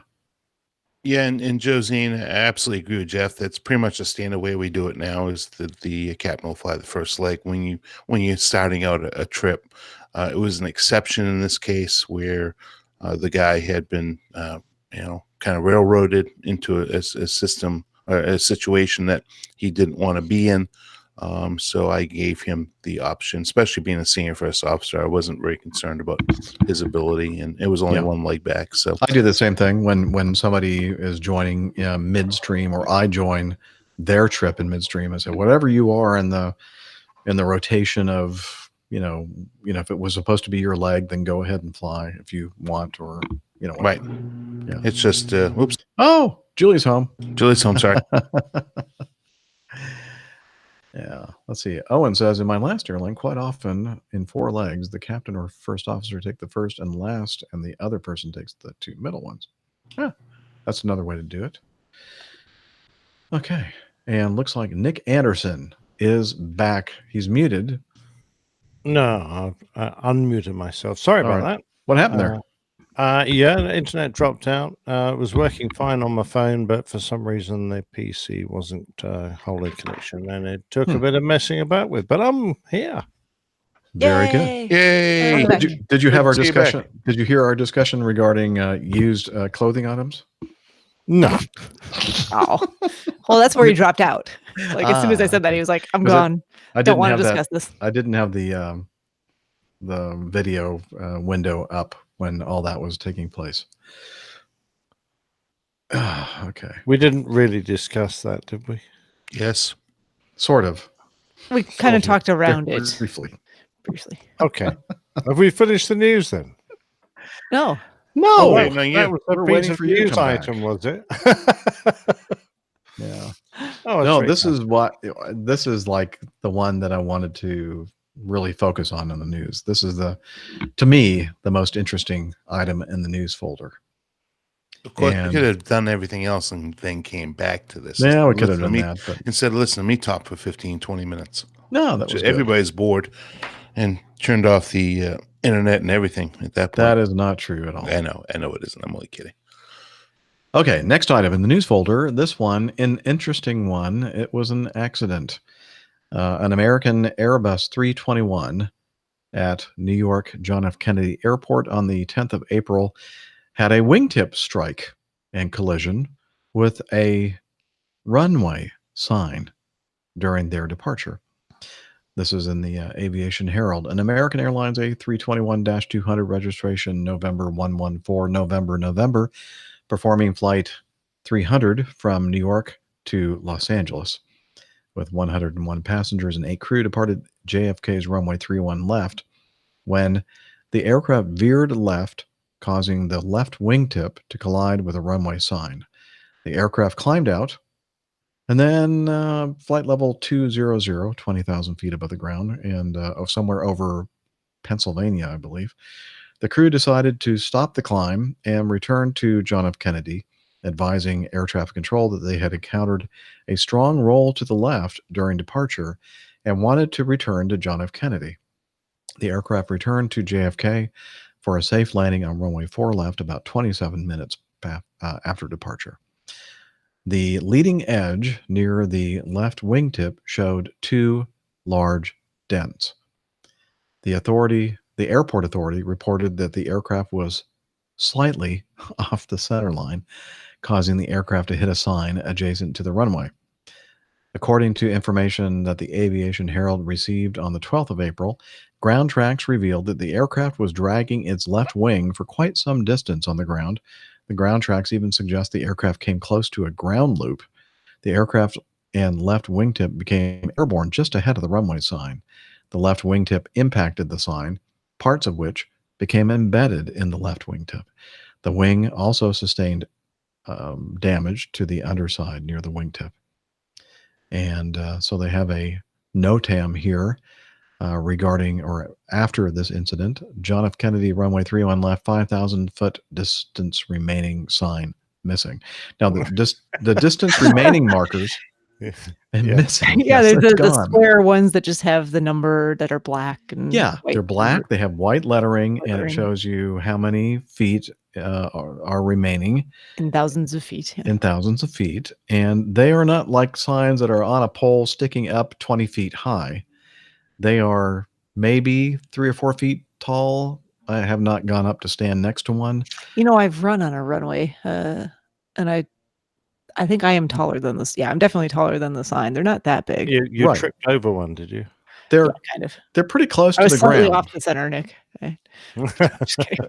So, you know, so let's talk about the A321. I just flew on one today. Did you? I did. So, have you noticed how high above the ground those wings are? Yes, higher Especially than the wingtips. higher than the height of the distance remaining signs. Oh, yeah, a lot higher than that. Yes. And the wingspan of the A321 is something like 112 feet. We were nowhere near the edge of the runway But that runway, Steph, yes, is how is wide. not a typical runway, 150 feet wide in the US. It's a 200-foot wide runway. Now, there was a crosswind coming from the north, northwest, and the runway is a 3-1. So it was a right crosswind. Earlier in the day, they had some very strong gusting crosswinds, but at the time of the departure of this flight, they were, according to the weather observation, they were steady at 15 knots, 330 at 15 knots. Doesn't sound too terrible. So that's only like 20 degrees. I mean, about that time, it was only about 20 to 30 degrees off the runway heading. So not a significantly high crosswind. And for some reason, the airplane veered to the left quite a bit because, again, it's a 200-foot wide runway. And then these runway remaining distance markers or signs are another, I don't know exactly how far off the edge of the runway. They're actually, are, I don't but think they're that far off the edge in some Okay. cases. I think they are relatively, I have to double check on that, But to hit your wingtip, the wingtip has to be pretty darn low to hit them.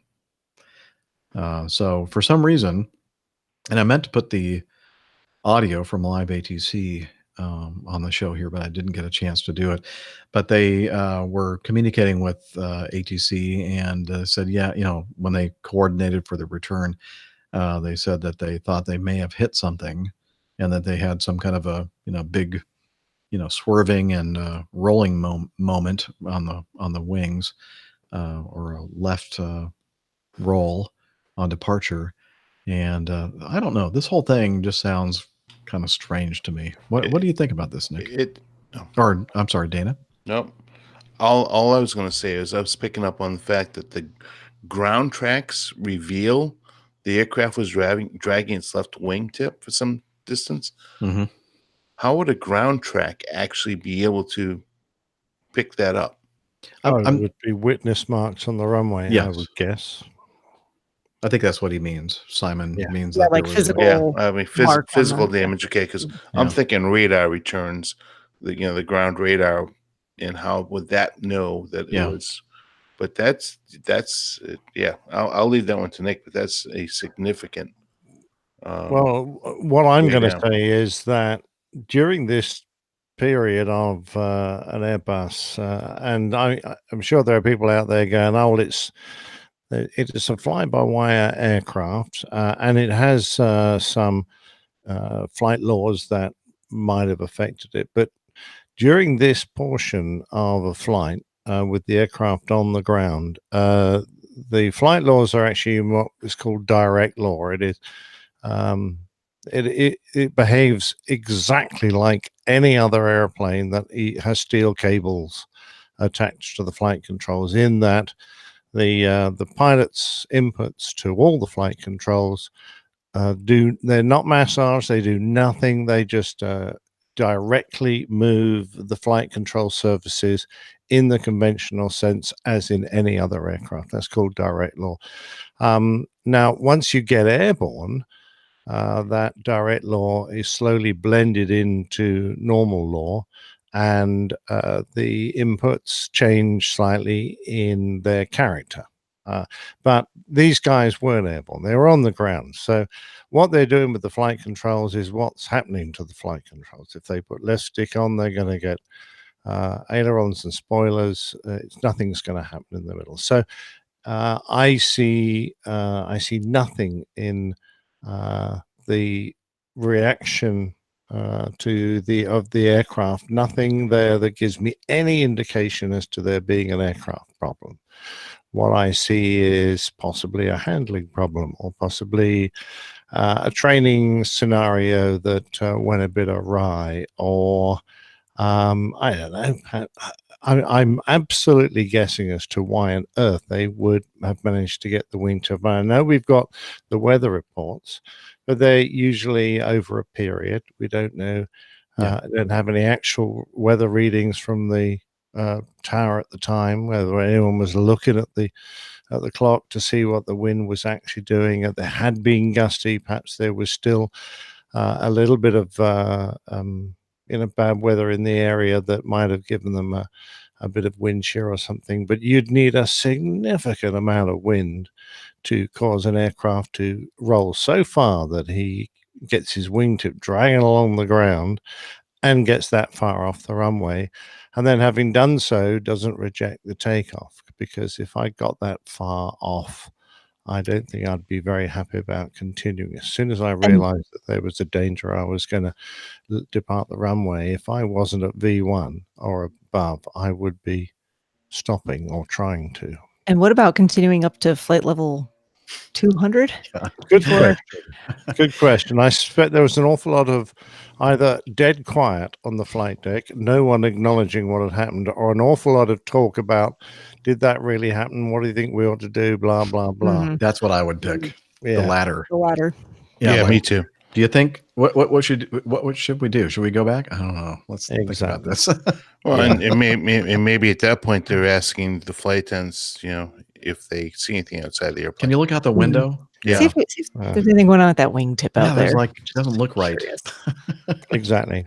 Now, just out of interest, because I know some people will be interested in exactly what techniques you use, and I'm assuming that the 321 is very similar to the 330 that I have used. I've got the description here of what you're actually supposed to do straight from our manual, and it says on a normal takeoff, to counteract the pitch up moment during thrust application, the pilot flying should apply half forward or full forward in the case of a strong crosswind side stick at the start of the takeoff roll until reaching 18 knots. And at this point, the input should be gradually reduced to 0 by 100 knots. Now, that's just to put forward elevator and to keep the weight on the nose wheel, because at that point, it's the nose wheel that is doing most of the steering for you. And we're steering the airplane through the rudders, but it's the nose wheel steering that's keeping us straight. The pilot flying should use the pedals to keep the aircraft straight. The nose wheel steering will be effective until reaching 100 knots, but its authority decreases at a predetermined rate as the ground speed increases and the rudder becomes more effective. The use of the tiller is not recommended during the takeoff roll because of its high efficiency, which might lead to aircraft overreaction. That's it. No, exactly right. Tiller's a no-no, but it does think, oh, I wonder if someone grab the tiller. For crosswind takeoffs, routine use of into-wind aileron is not necessary. In strong crosswind conditions, small lateral stick input may be used to maintain wings level if deemed necessary due to interwind wing reaction, but avoid using large deflections, resulting in excessive spoiler deployment, which increases the aircraft's tendency to turn into wind due to the high weight on wheels on the spoiler and the extended side. So we actually practice this on the particularly if you're a new pilot. On the way out, we've got a little cross that shows up to indicate how far we're moving the stick, and we often practice going full deflection, half deflection, just so you know how far you move the stick. And the point is to move it enough to get some aileron reaction to keep the wings level, but not enough to bring the spoilers up, because spoiler deflection becomes significant with more than half stick deflection. It's pretty common with a lot of airplanes, but this is the difference, for example, between my airplane and Jeff's airplane. As we get to the rotation, so as the aircraft lifts off, any lateral stick input will result in a roll rate demand. Now, we were in direct law, so you've got a bit of side stick in, which is giving you a bit of aileron. You return that to neutral and pitch, because if you keep that roll in, it won't just keep the aircraft wings level. As the flight control laws blend in, once you've got airborne, the flight control laws will say, well, you've got less stick in, you want a rate of roll to the left now, and it'll start to actually roll the airplane. But I don't think this is what happened, because all this happened while the aircraft was still on the ground and was in direct law. But that is one of the foibles of the Airbus system. You have to learn that as you rotate the airplane, return the stick to neutral, pitch the airplane up so that you have no roll input in as you get airborne. But the aircraft will quite naturally weathercock into the crosswind, and you just then fly the airplane as you would normally do. And it's not really a very hard airplane to fly. So that's really all there is to it. I've had a good look around and looked for some common occurrence, and literally there isn't. This flying the airplane in a crosswind and doing crosswind takeoffs is pretty simple. It's not a difficult thing to do, and it's not common to have handling mistakes. You don't see a lot of these incidents where, Airbuses are, hitting wingtips on signs to the left of center line of the runway. Exactly. I'm wondering wondering else going on. I'm wondering if it was a handling problem, or perhaps they don't mention a burst tire or anything like that. They don't mention an engine problem that could have caused a swing. But if you get a big swing like that, I would probably, if I wasn't fighting the airplane for some reason because of external conditions, wind, I would probably think there might be an engine problem, and I would be seriously thinking of stopping the takeoff. So. We're going to find out more about this, I suspect. Yeah, those of us flying conventionally controlled airplanes, and apparently the Airbus is a conventionally controlled airplane in that phase of flight as well. As I'm rolling down the runway and I feel that, I know and feel that there's a crosswind coming, let's say from right to left, what I'll have to do is I'll notice that I'm having to use left rudder to keep the airplane tracking down the center line. And as the speed increases, the rudder effectiveness increases, and then I can let out some of that rudder. But if I notice that if I put in some aileron into the direction that from where the wind is coming, I don't have to put so much rudder input. And so I know that it's basically like cross controlling at this point, as you would be during a crosswind landing if you're using that kind of technique. And so that you know that when you rotate the airplane, the nose comes off the runway, that it's not going to roll in the opposite direction from which the wind is coming. So that's just a standard technique. I think that, Steph, you probably use that same kind of a technique when you're flying your Very, airplane. very similar. I mean, you want, aileron into the wind, but then as you're taking off, you need to account for that. So. Right. And then once you're airborne, then you can go ahead and, go wings level and just let the airplane crab into the wind and make corrections just to keep your track if that's necessary. So, yes, Dana? I think it's a combination of a couple things here. Number one, your basic feeling for the aircraft, even though you're in a direct law state with the aircraft, you're in a hydraulic state. Even so, so your feeling on the controls are not as if the same as you and I would feel, Jeff. I don't fly the aircraft. I don't know, but I would imagine that it's easier to over control or overcorrect with the Airbus product or anything. Actually, if you go into even Boeing, you have hydraulic powered controls out there, flight controls. So that and possibly the misinterpretation and improper use of technique of crosswind technique, where you started mentioning, well, you use rudders to control the aircraft initially, and then you start using the aileron. So maybe there's a little bit of an over control in the aileron and not proper usage of the rudder here to help the aircraft come airborne. Or maybe even like just you're tired and you've flown a lot that day, and you actually put the opposite deflection of the aileron in, and then it goes whoa as you start getting the airplane airborne. I don't know. There are so many things that we're not sure about here.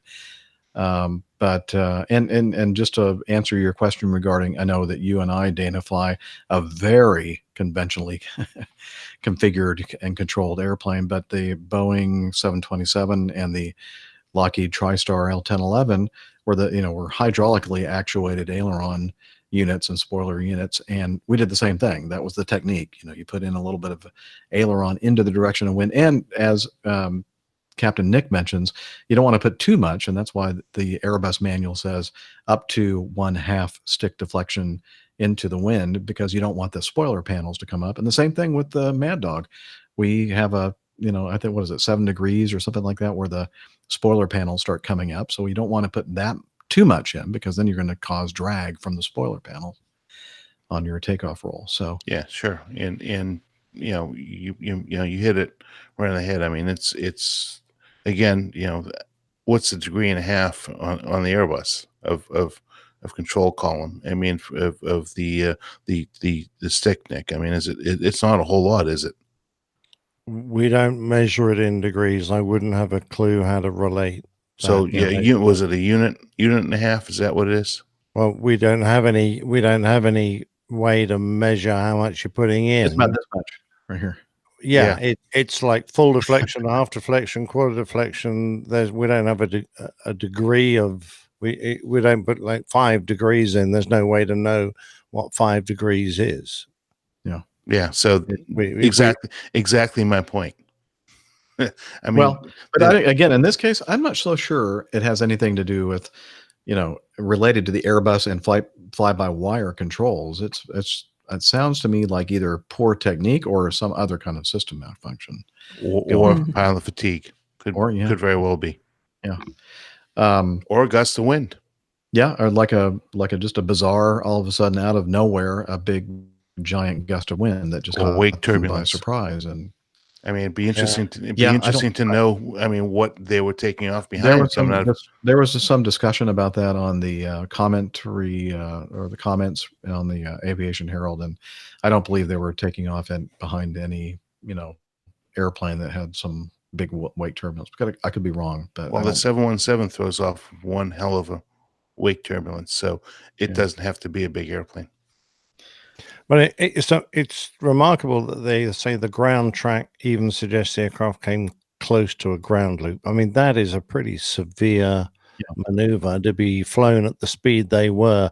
You're pretty much getting airborne, and a ground loop at that speed could be catastrophic. You could end up cartwheeling the bloody airplane. And how do you So know the that you're fact- not dragging your wingtip all that way? You know, it Yeah, seems like I mean, that would be a lot of like you would have to have the the you can't- feeling of the yeah. airframe. Yeah, I being would have thought very they would have banked. known they were dragging because I mean, you could just see the amount of angle Yep. bank you need to get the wingtip on the ground. It's a lot. Yeah, when you're walking underneath the wingtip of a Airbus, I mean, it's way up there. Yeah, you're not gonna miss that. You're not gonna not notice that on the flight deck. I think something really bad happened on the flight deck to cause that, Right. either externally or through perhaps I'm guessing a young pilot makes a bit of a hash of it, and Yeah, the it could have been instructor leaves it a bit long to take control. That sort of thing might cause that. And I'm not suggesting that happened here, but that could be. Yeah. It'll be interesting to see if they ever release the information on this because we're doing a lot of Monday morning quarterbacking on this, and the reality is that we're only guessing and but it is a fascinating discussion. I'm finding this one intriguing because this is not a common occurrence. Mhm. There's just a lot of curiosity regarding this. Absolutely. Well, you say that though, Nick. You say that it's not a common occurrence, but look at the next item in our news folder. You found another one, have you? I did. Yeah, in fact, I think it was the same day or like within a day or two of the Airbus A321 out of Kennedy. An Aero Mexico E170 at Chihuahua or Chihuahua. Chihuahua. Yeah. Chihuahua. They were taking off. This is from the Aviation Herald as well. An Aero Mexico Embraer ERJ170 registration X-Ray Alpha Sierra Alpha Charlie. They were performing flight 2039 from Chihuahua to Monterrey, Mexico. Was accelerating for takeoff from Chihuahua's runway 18 left when the aircraft, still on the ground with the main gear, rolled left, causing the left wing to strike the ground. The aircraft dragged the wingtip over the ground for a considerable distance. A surveillance video suggests about 400 meters or 1,310 feet. What? This sounds That's very a very familiar. long time. It sounds very similar to the one we just talked about. Didn't something similar to this also happen at this airport like last year too, or on Yeah, I think landing? they Or had taken off into a thunderstorm or something. yeah, Yeah. or was that- yeah. I don't know if this is the same airport or not, but anyway, the main With gear. the wrong guy in charge, right? Yeah, the The main wrong guy gear. playing. Yeah, it was the same guy actually. No, just kidding. Yeah. The main gear became airborne with the left wingtip still on the ground. So the main gear is off the ground, but the wingtip is still on the ground, and the aircraft finally became fully airborne, climbed out to safety, and returned to that airport for a safe landing. Now they brought it back right away because I think they're thinking, that was probably not a good thing. We should probably land the airplane right away. And there are some pictures in the Aviation Herald article where you can see the scraped wingtip. Yeah, they brought it back because they broke their navigation light, and it's illegal to fly without That's gotta be it. navigation lights. That's what Good it is. point. Yeah, Yeah. And it's almost and I'm if I may note right there at 26020 gusting 31. I mean, you and I fly in aircraft that our max crosswind is 30. Yeah. Right. So in 18 left and 260, I mean, that's essentially right there at 30 knots. It's a direct crosswind. So I don't know what the limitations on that aircraft are, but that is a significant amount of wind to try to So counteract. I asked our one of our E170 drivers that are part of our APG community, First Officer Craig, about that, and he was able to get back with me, and because I was asking him, so I know that some of the flight controls on the Embraer RJ are fly-by-wire, and he said, well, the elevator and the rudder are full fly-by-wire, but the ailerons are old school cable to a power control unit, which moves the aileron. And I'm wondering, again, I'm just speculating here. I'm wondering if this is another case of just not using the proper procedure / technique in a crosswind takeoff, and it just caught the person flying by surprise when the nose wheel rotated, and then all of a sudden the left wing starts going off to the side. And I don't know. Could this possibly be a trend of inexperience? I don't know. I don't. So I need to say one thing. I have noticed over the past few years that we're taking off on the airplane that I fly, and my first officer, we're rolling down the runway, and he or she is not putting any kind of correction or deflection into the wind. And then almost always, as soon as the nose wheel starts coming off the ground, guess what? Going with the wind. Yeah, it starts rolling in the opposite direction. I don't know. of the That was pounded into my head by my first flight instructor. Like, put that crosswind correction in and leave it there. Because otherwise, in a light aircraft on a gusty, windy day, it's going to take you in the direction of the wind. Exactly. So I'm wondering, if is this a training thing? I don't know. Is this an experience thing? What's going on here? This is interesting that we have two very similar incidents in the last week. I don't know. 6 weeks to go. Yeah. Yeah. Nick's gonna bail out. Counting. You're on your own. So I don't have to deal with this anymore. Yeah. Not my you guys problem. can fix that. That's not my problem. I do have to admit, though, today when I was taking off out of Atlanta for Daytona Beach, there was a crosswind, and I didn't put a lot of deflection into the wind. And as soon as I started to rotate, the airplane started to roll a little bit in the opposite direction. I'm thinking, Jeff, you idiot. You know better than that. And, I just, so even the best of us out there sometimes don't remember to do the things that we need to do. It wasn't a bad thing. It wasn't like I scraped my wing on the ground. I don't think I'm on the Aviation Herald. We'll check later. Right now. Sorry. Somebody we'll look. double check. Yeah. It was very gusty in Boston this morning. It was gusting 30, 35 knots this morning in Boston. But mostly down the direction of the runway we were taking off on. So that was fine. Josine asks a question, Jeff, whether you actually mention it to your FOs if they use an incorrect technique or not. No, me. Just don't. I don't. I don't like conflict. I don't want to be the guy to preach to somebody. If it's somebody that is brand new, that is a new hire, it's on who is on probation, I may say something saying, you should probably do this. This would have helped in this situation. But somebody that's been with the airline for, a while, no, I don't. I probably should, but I don't, because I don't want to be that guy. But I mean, I think if it was something very egregious, it was like really, have something to say. But if we scraped our wing and hit a runway remaining sign, then I might say something. Yes. I am that guy. Are you? Okay. No, not really. No. Seriously, it's actually part of my briefing that I am not going to sit here and tell you how to fly the airplane. Yeah. I'm not going to show you how to fly the airplane. It's not my job to tell you how to fly by the company standard. The only time I'll actually say anything is if we're going to violate a rule, break a regulation, or cause damage to the aircraft. So that's what I mean. That's part of my briefing. It's just, guys, listen, relax. I'm not here to judge you. Fly the airplane per company standard, and don't do anything that's going to harm us. So that's pretty much how I put it.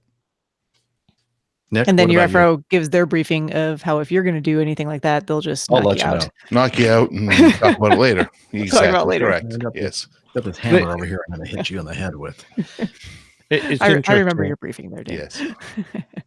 I don't, as a rule, say much unless, but a number of our first officers that I've flown with ask for pointers. In which case, if I have something, they ask me. But I'm always impressed when that happens. It's not a common thing. But I have flown with trainers and check rides, etc. And being reminded that it's in my terms of reference. It's one of the requirements of a captain to bring on first officers and to correct them if they see incorrect techniques being used. And it's specifically written in our operations manual that we are required to do that. So that a first officer's learning doesn't only happen when they're with the trainer. It happens every time they're flying, because not every pilot is as good as others are at self-debriefing and learning from their own mistakes. Some people are.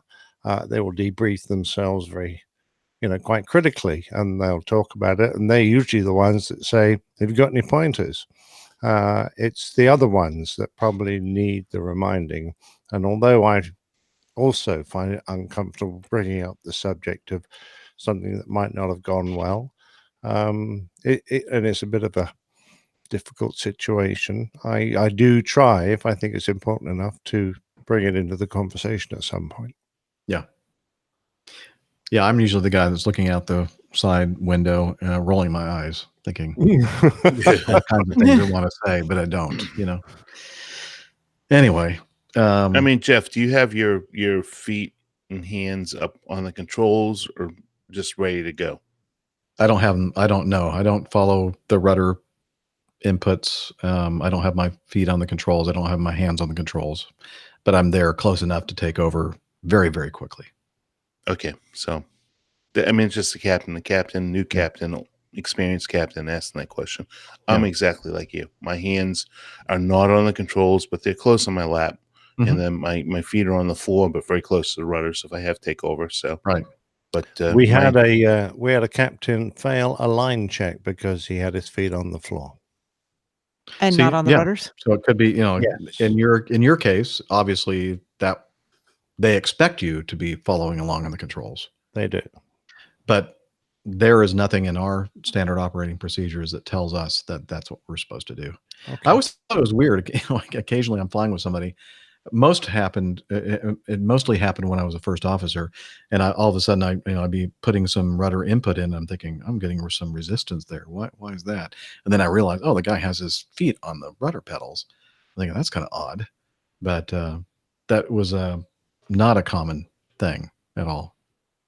And of course, the more experienced the pilot is, the less likely I'm to be on the controls. Like if I had a brand new hire in the airplane that's just learning how to fly the airplane, has only been on it for 3-4 months, then I'm more apt to be with my feet on the rudders and my hands following the controls. So I judge each situation as warranted, but as we have more experienced pilots flying at this point with us that we haven't had a whole lot of new guys coming through training on our aircraft. They're far more experienced now, and so I'm feeling a lot more comfortable in that regard. And I just don't want to feel like I'm watching over everybody, but I am, of course, because it's ultimately. But you're a new captain right now too, so that's different. If you've been doing this for as long as I've been doing it, it's just like maybe I'm maybe too laid back or something. But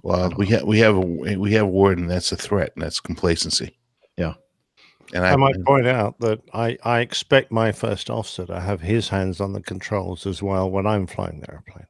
But don't forget, because our sticks don't move, it's very easy just to put your hand on the stick because the other guy's not going to feel it. As long as you don't put an input in, nothing's going to happen. Right. The rudder's a different matter. Yeah. The rudders obviously move together, so you can feel the other guy if he's put a lot of weight on it. But I don't normally have a problem with feeling other people on the controls. I would. If I'm a captain and I feel that, I would have a big. That would be a pet peeve for me. If I'm trying to land the airplane, I feel the first officer with their hands on the ailerons in elevator and then the rudders, I think I'd have a problem with that. Yeah.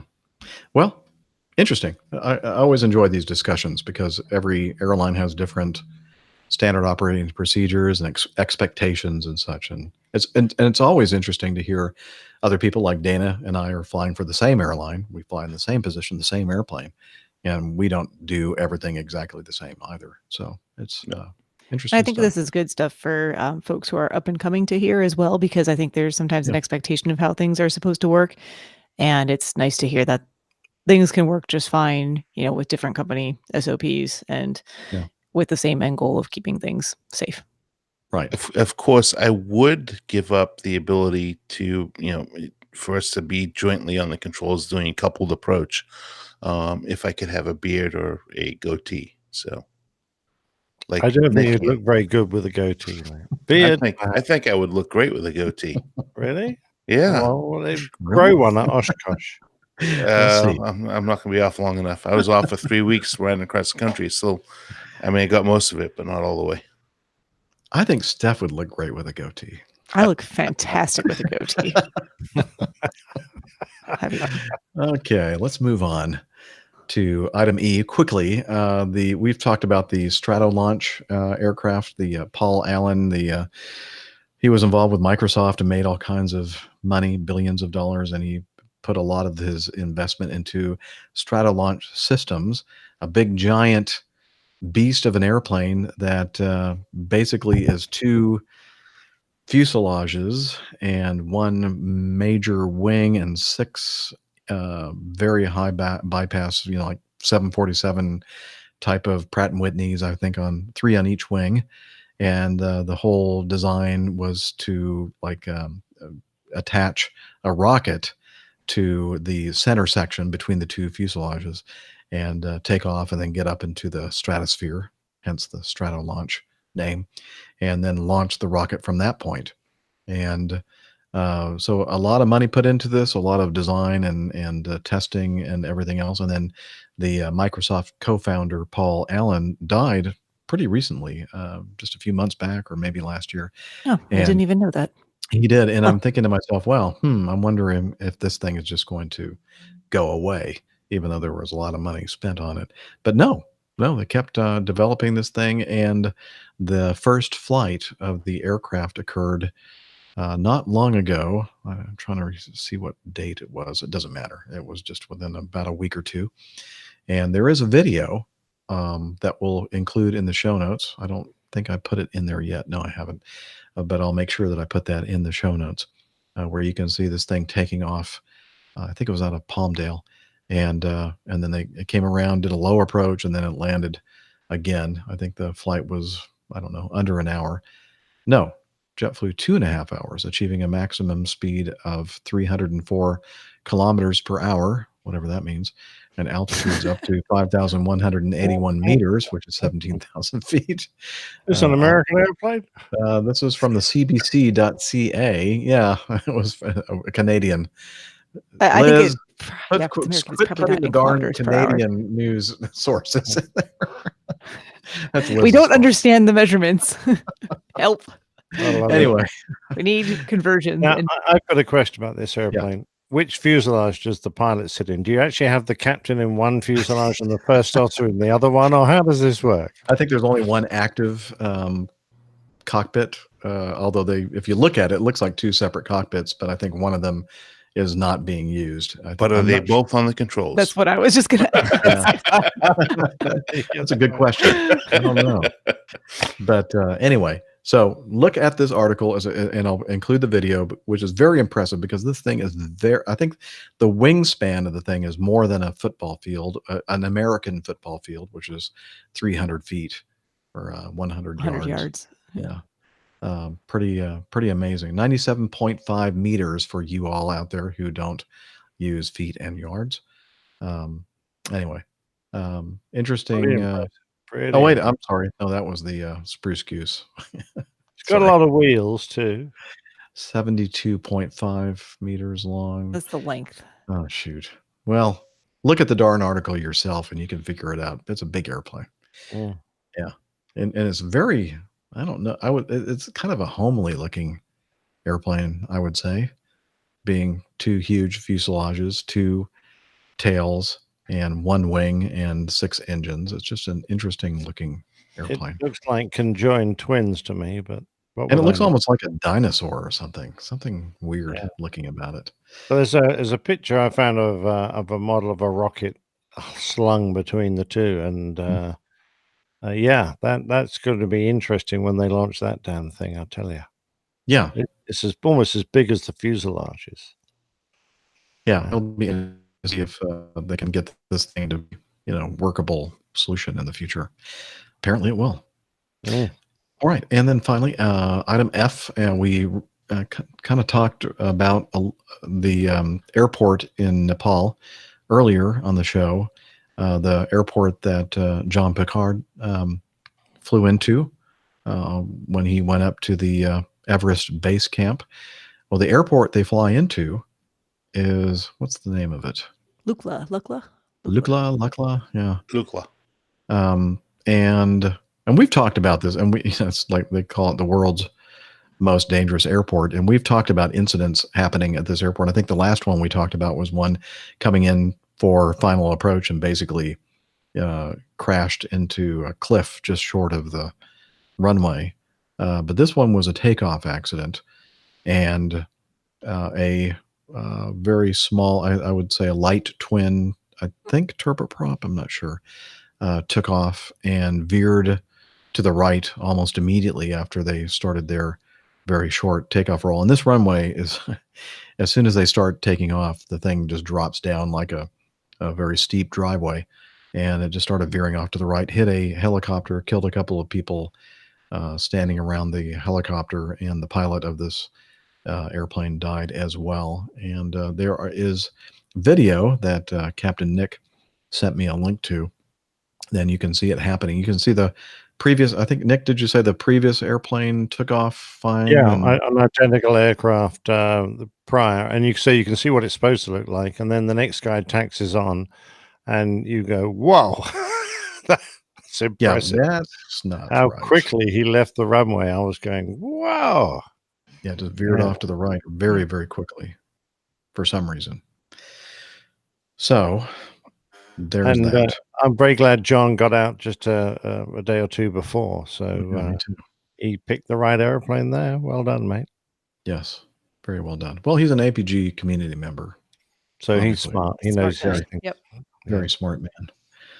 Okay, let's move on then to your feedback.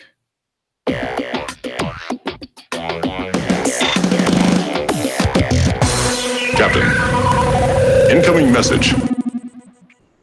Hey, you know what? Let's do something a little bit different. Why don't we start off with this week's installment of Plain Tales? What do you think? Yeah. Sure. Miami Hick presents Plain Fables, narrated by Morgan Freeman. Beat that, Captain Nick. Today's Airbus started back in 1970, when some unknown crappy companies decided to merge and create one big crappy company. The new company needed a name. They wanted the horrible experience of riding a bus, only in the air, so Airbus was born. The next thing was deciding what to make the plane out of. Aluminum and steel were hard to come by and very expensive. During a meeting, a high-ranking executive noticed a trash can full of water bottles. A light bulb went off, and the decision to make the plane out of recycled water bottles was made. The next hurdle was finding pilots who wanted to fly a plane made out of plastic. The only people dumb enough were young kids fresh out of flight school. They were used to playing video games, so a video game controller was installed instead of a yoke. So the next time you want to fly in the lap of melancholy, look no further than Airbus.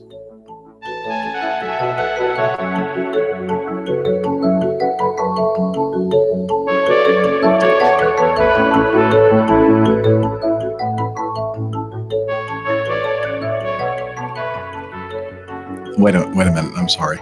I misunderstood. I thought that was this week's installment of Plain Tales.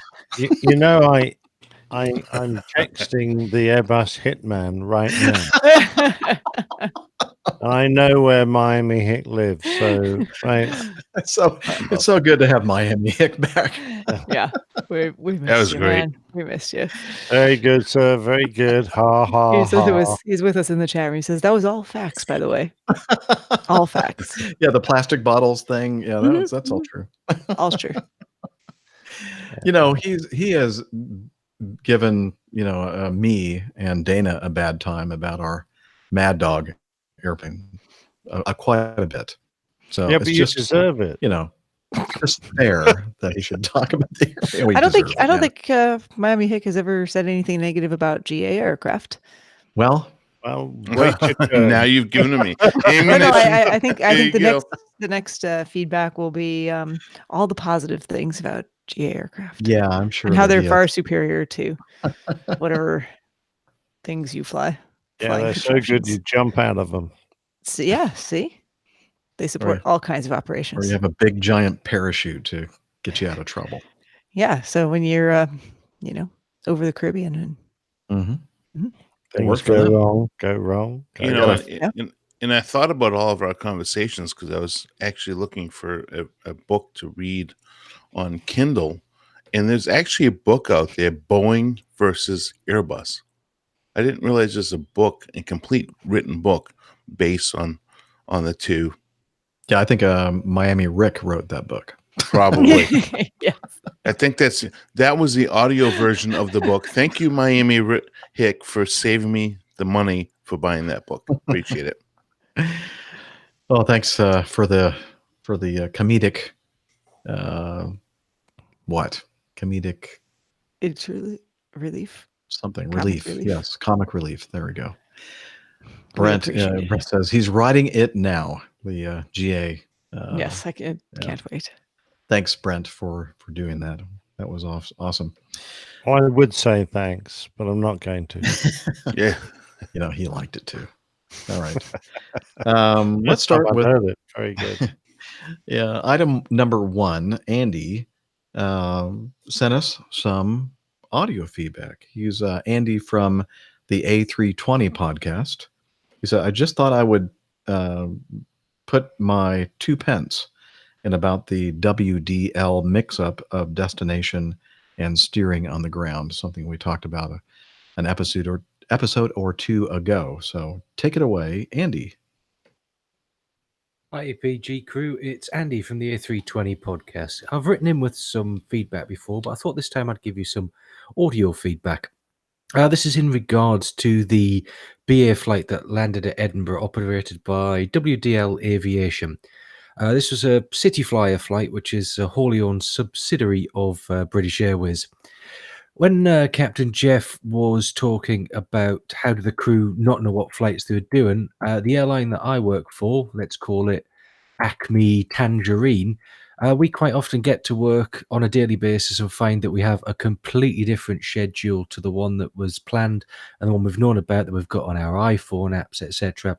So it's quite common that we arrive at work and we get a complete reroute, as you guys in America would call it. I've made the mistake in the past as well of actually telling passengers the wrong destination, which is quite an easy thing to do when we do 20 plus flights a week. We work a block of 5 days on, 3 off, 5 on, then 4 off. Unlike you guys in the States, we don't bid for flights. We have a sort of a fixed work pattern that we operate in the left-hand seat at our airline.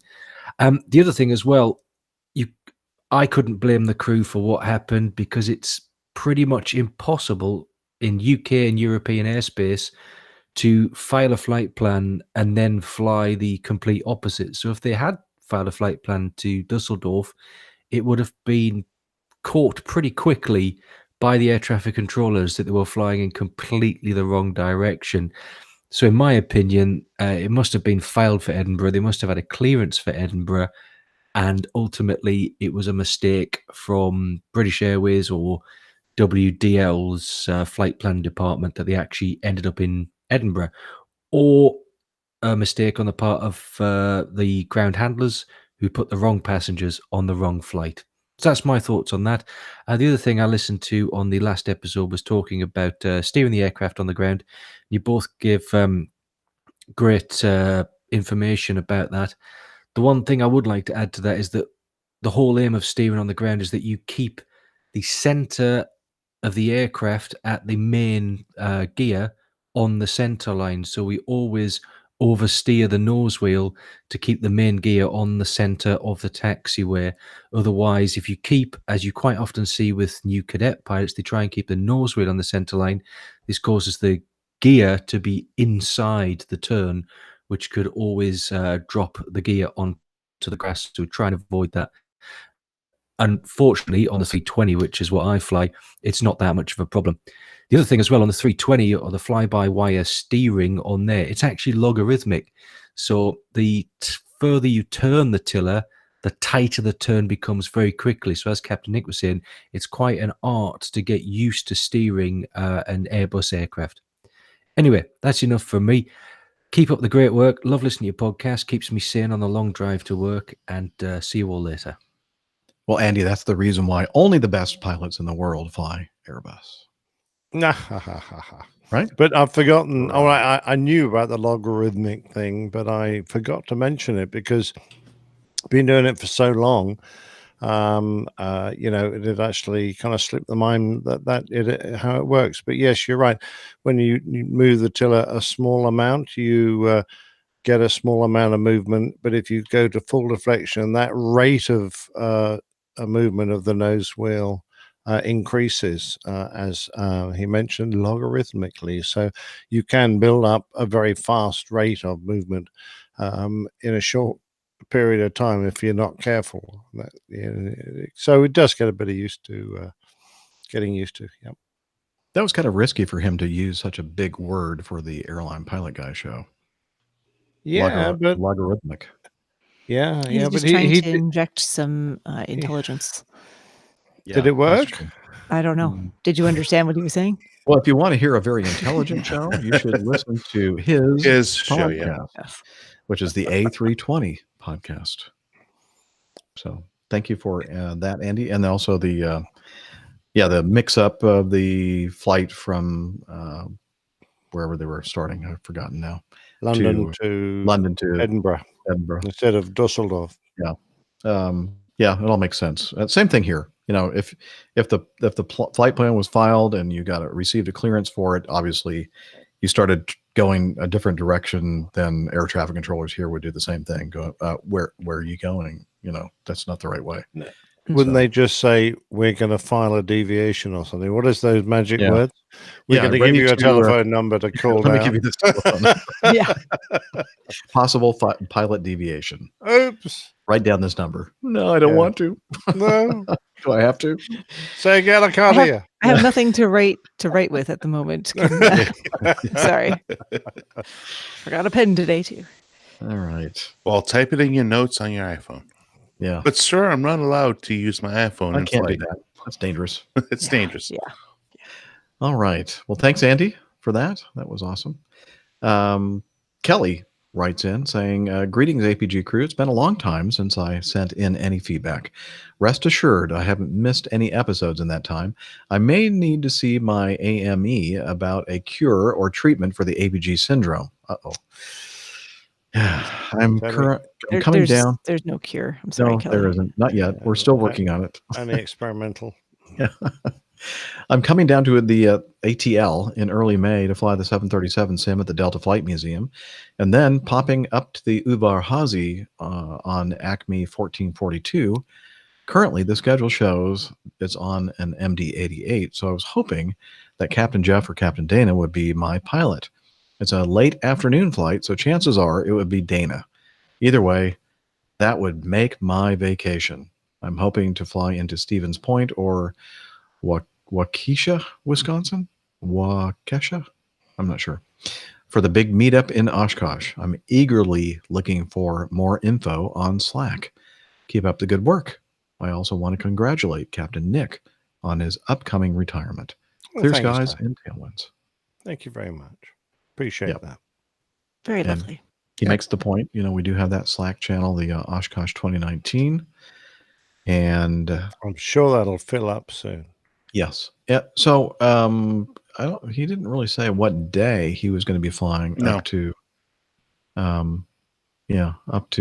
Dulles on flight 1442. And I'm not sure if I'm flying up there this next month or not. But just be on the lookout for either Dan or myself. I actually have a swap in right now. I just put in for a Dulles overnight, and it was a evening flight up to Dulles. So you'll have Captain Dana. There is a possibility. We'll see. That'd be cool if that happens. All right. Item 3, we have some audio feedback from Jamie. Hello, APG listeners and APG crew, Captains Jeff, Nick, Dana, Dr. Steph, and Liz. This is Jaime Luque from Clovis, California. I'm a long-time listener, first-time contributor, if we can call it that. I've been in 3 meetups in San Francisco Bay Area with several APG syndrome sufferers. I moved to the U.S. 4 years ago from Honduras, where I was an Air Force pilot. I actually got my pilot training here in the U.S. in Columbus Air Force Base about 10 years ago. So far, I've been driving for a rideshare company while trying to find my way into a cockpit. And your podcast is Keeping the Fire Alive. Thank you so much for it. Last December, I decided to get into an associate's degree in flight science at a community college here in Ridley, California. When I gave the program coordinator my background information, he basically offered me a position as part of the faculty. So right now, I am a ground school instructor and I teach a class in careers in aviation. I already have a timeline for going back into the wild blue yonder. So far, I've been teaching juniors and seniors that get their some extra credit at the community college. And while you guys were talking about rockets and ham radio, I decided it was the time to give some feedback. So with the kids, we are building some rockets. We buy the basic kit, but we have them design the payload and the fins. They get really creative. They get with some really crazy designs, and they get inspired, and they have fun. And that's the best feeling in the world. Regarding ham radio, we have a high altitude balloon project that we're trying to get to put together. And ham radio, it's a very important part on it. We got a Raspberry Pi with some GPS sensors and a radio transmitter that sends the signal to ham radio that we were able to source through one of the members of the team there at the college, where we receive the signal and we hook it up to a computer, and we're able to track our high altitude balloon in real time. Very nifty device. We're capable even of getting some photographs through radio. So I think it's awesome and inspiring, and everybody's really excited about it, me included, myself included. I want to thank you for all the laughs, all the informative articles. The 50% accuracy rate is top notch, 50% of the time. And thank you for keeping this fire alive. I think I would have lost my mind if it wasn't for you guys. And I really thank you from my heart. Keep doing that great job that you're doing, and keep inspiring people into follow their passions. Let it be aviation, medicine, whatever it may be. You guys are very inspiring, and you're doing a great service to our society. I want to give a shout out to Landon, Jen the Man, Dave, Connie, and Mike up in the Bay Area. I miss you all. Let's meet up soon. Best regards, Jaime Luque. Jamie, that is so nice to hear. So nice. Touches my heart to hear that kind of response from listening to our show. And I miss those people up Northern California. What's wrong with you folks? You need to have another meetup. Yeah, I met Jamie, and he told me all about how he'd done a lot of his flying training in the States, and he was trying to get those hours flown with the USAF during his training accepted towards the hours he needed to get his various flight certificates.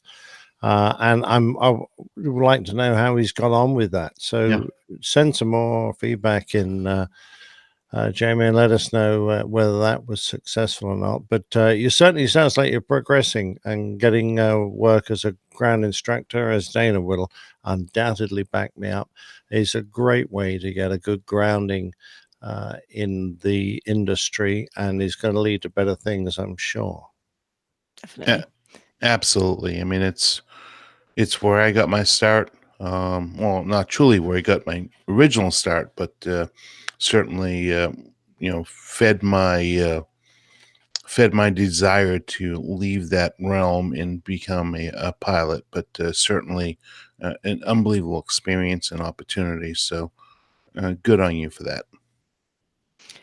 Was Jaime also saying that we're really only accurate about 25% of the time? 15. Yeah, I tried to ignore that 50%. bit. Okay, I just like move half on of the 50% would be 50% accurate. 50% He didn't of actually the say time. 25%, but we understood what he was saying. This is the show for entertainment. Well, what it actually means, there's 4 of us, so one of us is completely One of accurate, us is fully and accurate. everybody else is rubbish. Well, fortunately, I'm That here sounds every about once right. in a while.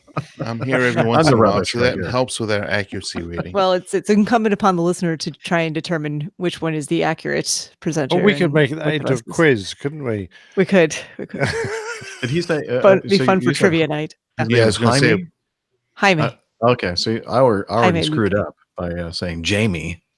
Sorry, Jaime. I think he I think he works with either. Actually, since you mentioned that, Steph. Yeah. Was it 2 weeks ago when I was on the show?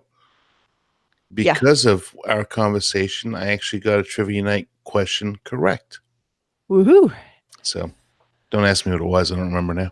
But But see, even we learn stuff from our Yeah, own we show. do, actually. We It learn was- stuff from you all, and you make us have to, do some research Right. sometimes. Why do you think we're doing this? Yeah, it's for our own edification, really. That's right. Sure. So we become educated. Speaking of the fact that he went through Columbus Air Force Base and he's from he said Honduras, right? He's from Honduras, yeah. Yeah. There was a guy in my pilot training class from Honduras, and when he graduated, he went to fly the F-37 or the model of the T-37 that had the T-38 engines in. Yeah, so it was a pretty nifty little jet. I don't remember his name, but same kind of deal. So we're pulling for you, man. Thanks for sending in that very heartfelt feedback. We do appreciate it. Indeed.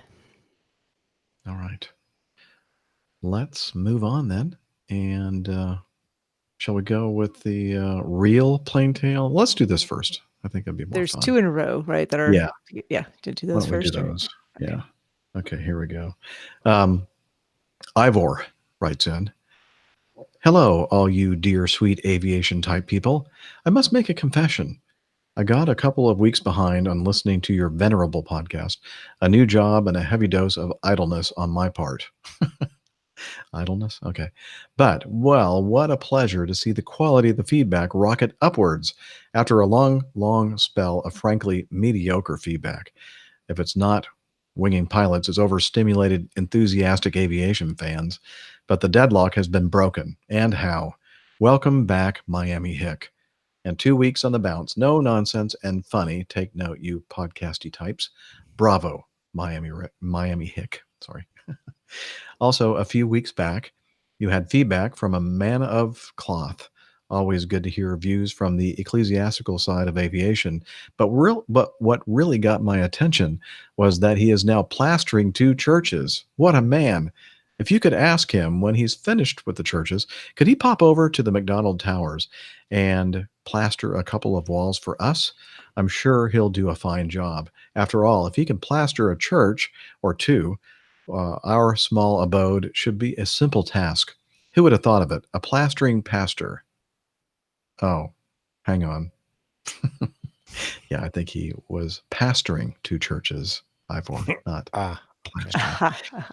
Before I leave you, I must warn you that Toff About Town Tarquin has been mumbling about seeking advice from you chaps, whatever it is. Don't encourage him. May your tray table always fold and never travel naked. Love and kisses, Ivor. Thank He was referring to the gentleman who was disrobing in first class. I think. Apparently so. Yes. Yeah. Just a small correction, Yeah. Jeff. Whinging. Not Whinging. whinging. So I wasn't sure because you used whinging. the same word in another whinging. Okay. So, okay. Fair enough. Complaining. Whining. Yes. Yeah. Okay, so then, so that word spelled that way, I'm going to pronounce every time I see it in the future. Okay? Sure. And the reason why I'm saying that will come clear here soon. So is this plastering pastor getting plastered in church? No. Oh, you hear that? It's the adventures of Tarquin. Ahoy, ahoy, APG people. Tarquin here, seeking your esteemed advice. I've listened to your show occasionally, and you seem to get a lot of midlife crisis stuff from men, of course, from men, generally along the lines of, I've got a perfectly good job, providing for my family, earning good money, but I want to toss it all away and seek out the supposed glamour of flying, whinging, pissed up passengers to such places as Ibiza. What's wrong with them? And you lot just go, oh, yes, great idea. Put your family at risk and become a pilot. As long as you've got a partner daft enough to support your ridiculous folly. These poor partners, who knows what they've got to put up with. All of a sudden, they've got to work longer and harder to support this idiot, and they realize they are married to a bigger idiot than they first thought. What a blow to your self-esteem. Anyway, I've decided to have a chance of career myself. Anyway, I've decided to have a change of career myself. I don't require your advice. After all, I'm financially loaded, and Mrs. Tarquin does not care what I do. My work for Queen and country is done.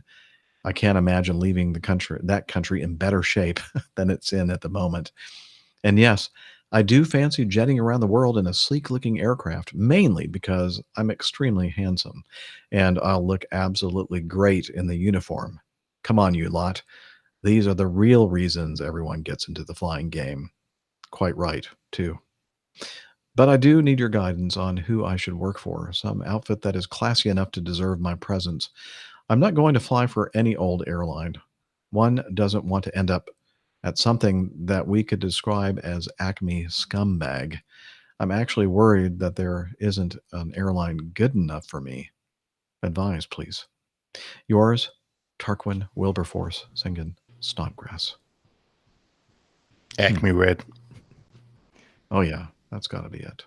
No, I think of a higher class. I think step. something with royal in the name, like Royal Brunei. How about that? Ooh. That sounds like a good one. Yeah, and it's far enough away from us that we won't be troubled by him. Acme Ego? Is there an Acme Ego out there that Tarquin could fly for? Acme Ego, yes. Very good. I think he needs to be flying Acme for, Superior. Yes, there we go. That's more subtle. I like it. he needs to be flying for one of those sultans or kings over there in the Middle East. Mm-hmm. Then he'll be satisfactorily high enough in his uniform and esteem. Mm-hmm. Yeah, but one bad landing and you lose your job. That's the problem. Yeah, I hear they're very exacting.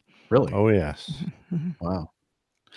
So in that first paragraph, the word WHINGING. It's still whinging. Tarquin is not good at commas. Yes, he left out a few commas there. It obviously is a bit beyond him to use punctuation. It should read out as, but I want to toss it all away and seek out the supposed glamour of flying, whinging pissed up passengers to such places as Ibiza. Ibiza. Well, so what's the wrong? passengers are The passengers are pissed whinging up and pissed up. He's Yeah. flying those. Yes. Yes. Okay. This place called Ibiza, which I've never heard of. Ibiza. Hey, Tarquin, Ryanair's hiring. You got to start somewhere, man. You got to start somewhere. Just because your bridges are too big for your waistline there, you got to start somewhere, my friend. Yes. All right. Well, thank you very much, Ivor and Tarquin. And I do apologize for messing up that word. And so I just made the assumption that was a mistake on his part, but of course it was mine. Again, I wouldn't let him off the hook on the commas there. I think that's being a little too generous. Give him a hard time, Jeff. Yeah. Oh, that's all right. I've in the past, I'm kind of used to the lack of commas. Are you not the grammar? No, I don't care about grammar. You don't care anymore? You've given up caring about grammar. I think He messed up a 2 in there too, if we're being really picky. I think English school system is starting to fail us as well. Yeah. Oh, well. As long as we can communicate, that's all that matters. Now, speaking of communicating, something just awesome, it's now time for the best part of our show, which is, of course, the real Plain Tales. This one entitled Disappearing into Thin Air.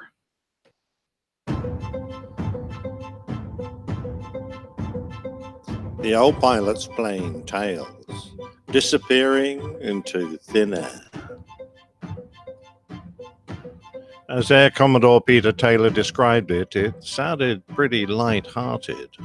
He was in Germany flying his Harrier, X-Ray Victor 794, heading out to the second target of the mission, and he glanced down into the small space of his cockpit to rearrange the maps he needed for the attack. No sophisticated satellite navigation back in 1972, not even an inertial reference system or moving map display. Just a paper map, stopwatch, and compass. Bombing along at 420 knots, around 250 feet, when he looked back up, he saw a trio of birds flying straight at him. Bunting to avoid them, he missed two, but the third took a dive down into the large cheek intakes of the single Pegasus engine, causing an almighty bang. The engine had wound down to below idle, and at 200 feet, with the speed decaying rapidly, there were few options. With some worrying mechanical noises coming from the engine, he broadcast a quick mayday, without much hope that anyone would hear him from that height, and looked ahead for a safe area to dump the aircraft. Whilst considering his options, he exercised the throttle to see if he could get any response from the engine, but it sounded like it had suffered a catastrophic failure.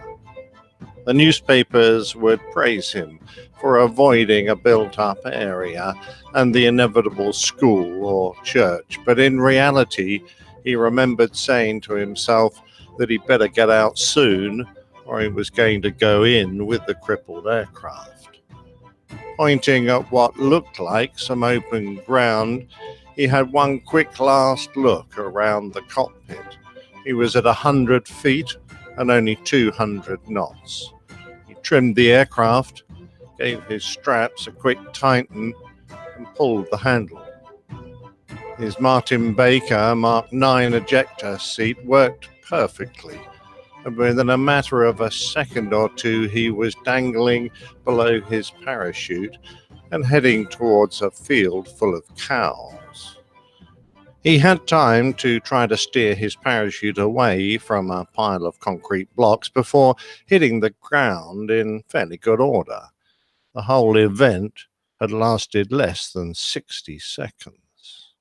Looking up to watch his aircraft make a large hole in the ground, he was astonished to see the Harrier continuing to fly away from him, climbing slightly. Apart from the lack of canopy and ejector seat, it seemed to be working perfectly, and eventually it flew itself into the cloud above him at around 7,000 feet and disappeared into thin air.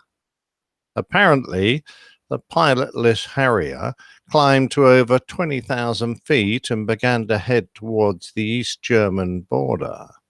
At the height of the Cold War, the RAF were anxious that their marvel of aviation technology shouldn't fall into the wrong hands, so fighters were scrambled to bring it down. It appears that a Luftwaffe F-104 may well have found the aircraft flying along quite nicely all on its own, but before any action could be taken, it glided down into southern Denmark, where it buzzed a farmhouse before landing in an open field. The aircraft had managed a 38-minute flight without a pilot. It would appear that the bird that went down the intake caused the engine to stall but it became dislodged, possibly by the flame and gases from the ejector seat, and now getting a clear air supply, the Pegasus 100 promptly started behaving itself again, powering the pilotless fighter on its own private little journey. At least this story has a happy ending. Other aircraft that have flown themselves have rarely done so without some accompanying tragedy. It was some 16 years later when another Harrier, flown by the British Aerospace Sea Harrier Project test pilot, Taylor Scott, who was conducting a series of production test flights of a GR5, Zulu Delta 325, out of the production facility at Dunsfold Aerodrome in the south of England. There were some outstanding items to clear, particularly concerning the aircraft's oxygen system. Getting airborne late in the afternoon, Scott climbed into the Boscombe Down area and, talking to London Military, he levelled at 30,000 feet and headed westwards. He was due to remain at that altitude for about 15 minutes, but after 20 minutes, without any calls to London Military and still heading west, his controller tried to contact him without success. Many attempts were made to get Scott to respond, including asking other aircraft to relay messages, but nothing further was ever heard.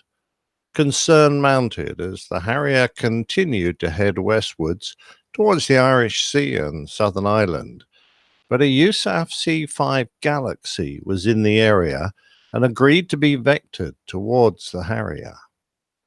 Two more unlikely aircraft to be in formation. It's hard to imagine a vast Galaxy and a tiny Harrier, but the American crew were able to spot the fighter and close up into formation. The combination of aircraft holding hands seemed surreal enough, but what they reported raised the hairs up on the controller's neck.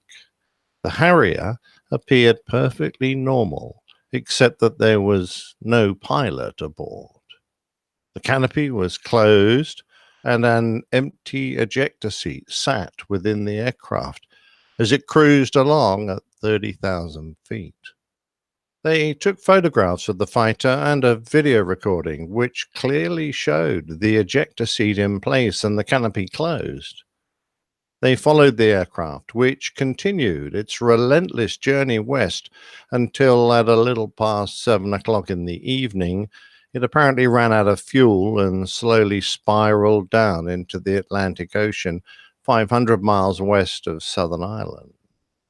This accident, reminiscent of the most devious of Sherlock Holmes' mysteries, flummoxed all involved until, sadly, the body of the pilot was found by a gamekeeper in a field on Salisbury Plain, not far from Boscombe Down Airfield, a day later.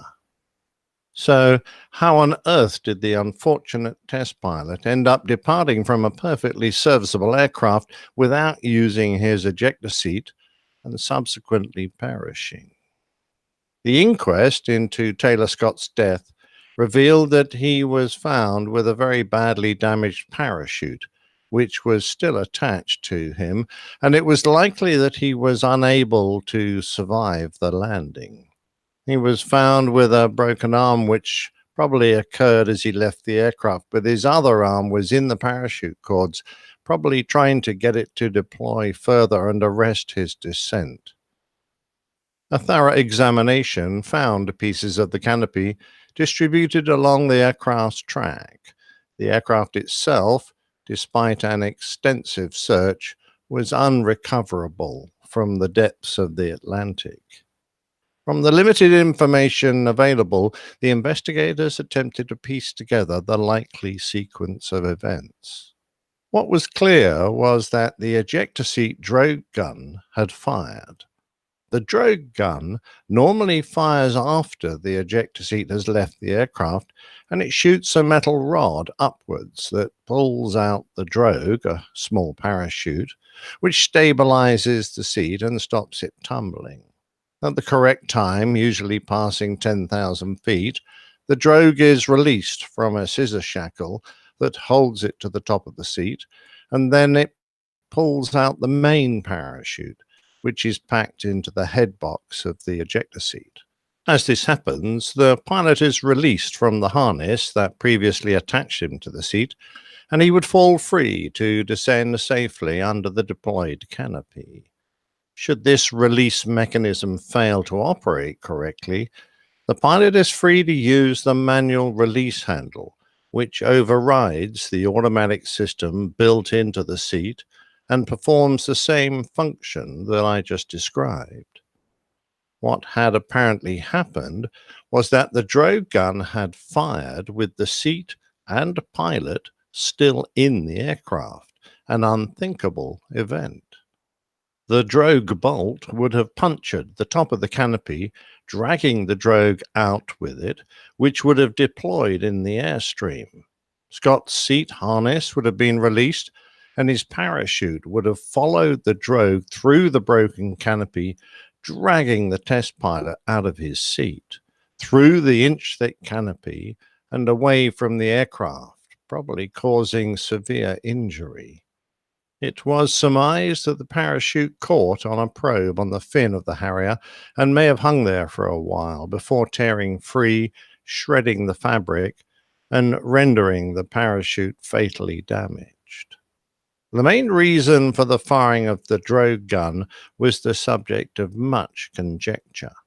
It was extremely unlikely that it misfired due to an ejector seat failure, so other causes were examined. 3 possible reasons were postulated. Scott's oxygen hose was found disconnected, and it is possible that he became hypoxic during the cockpit depressurization check. That was one of the test events he was required to perform, and he made a mistake. However, it was more likely that the hose became disconnected on impact with the ground, and this was discounted.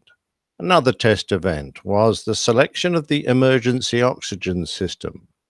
This handle is situated in a similar position to the manual separation handle that fires the drogue gun, but on the opposite side. It operates differently and is purposely shaped to allow recognition. Was it possible that the manual separation handle was pulled in error instead of the EO2 handle? Operating the manual separation handle requires the seat firing handle to have been pulled first, since there is an interlock just to prevent inadvertent use. Considering Scott's ability, a test pilot of very high standing, it was not only unlikely but would have required 3 independent faults and errors.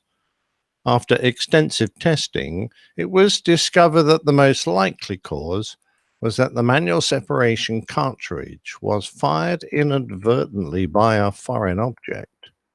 It was discovered that the Wonder Light, a movable lamp held by a clip, could have fallen down the side of the seat and lodged near the sear that fires the manual separation cartridge. Heading into a low sun and needing to see the central warning panel, it's likely that Scott lowered his seat to better see, and as the seat came down, the lamp distorted the rod leading to the sear, which pulled it free, firing the cartridge and starting the chain of events that led to Taylor Scott's death. Although not conclusively proven, the Wonder Lamp clip was redesigned and Martin Baker fitted a guard around the possible area of vulnerability. The exact cause of this intriguing mystery will never be known for sure, and at the inquest, the coroner recorded an open verdict. The final accident in this trio is something that I myself might have succumbed to, having once got airborne in an F-18 with my oxygen hose disconnected. I was lucky in that my regular RAF hypoxia training kicked in. I recognized the symptoms and solved the problem. Sadly, this is not always the case. Not long after I left the Australian F-18 Hornet Force, a pilot was climbing to height to return to his base at Tyndall in the Northern Territories. He had already been at altitude before descending to low level to conduct a target attack, and with his wingman, he was on his way home. During the climb, he made a normal radio call at around 22,000 feet, whilst he continued up towards his target cruise level of 33,000 feet. For reasons unknown, he momentarily leveled at 28,000, but then continued upwards. However, he failed to stop the climb at 33,000 feet and continued higher. Both his wingman and air traffic control called him, but he failed to respond to any radio transmissions. Now above 37,000 feet, his wingman closed up and saw for the first time that his leader was slumped forward with his oxygen mask off.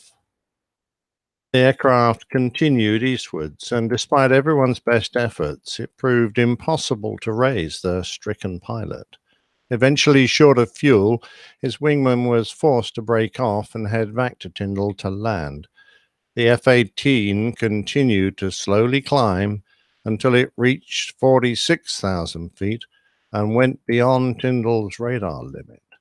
It was assumed that it crashed at some point several hundred miles east of the base when, fuel exhausted, it would have come down.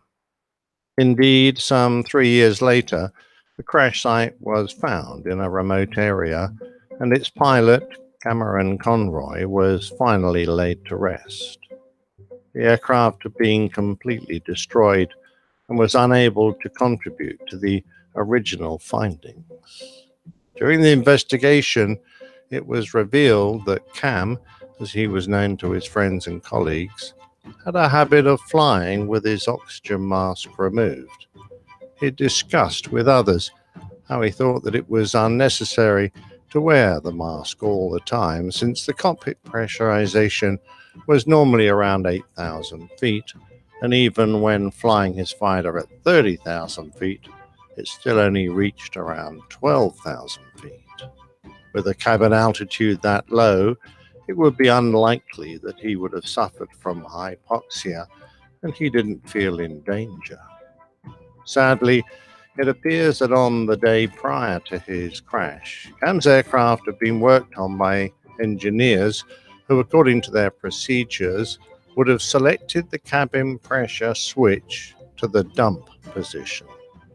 Had this selection not been corrected by the pilot during his pre-flight checks, the cockpit would not have pressurized.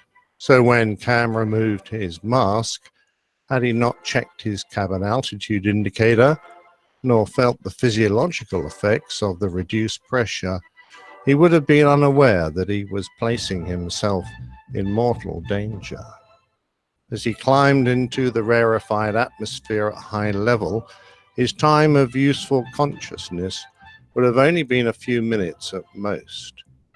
A short time after dropping his mask, he would have fallen unconscious, and a while later passed away, while his aircraft continued climbing further into the thin air. This incredibly sad event, for Cam was a much loved and admired man, reminded all who took for granted flying in a hostile environment that the consequences of inattention can be deadly. These consequences are not just restricted to military pilots, though, as we will discover in the very next plain tale.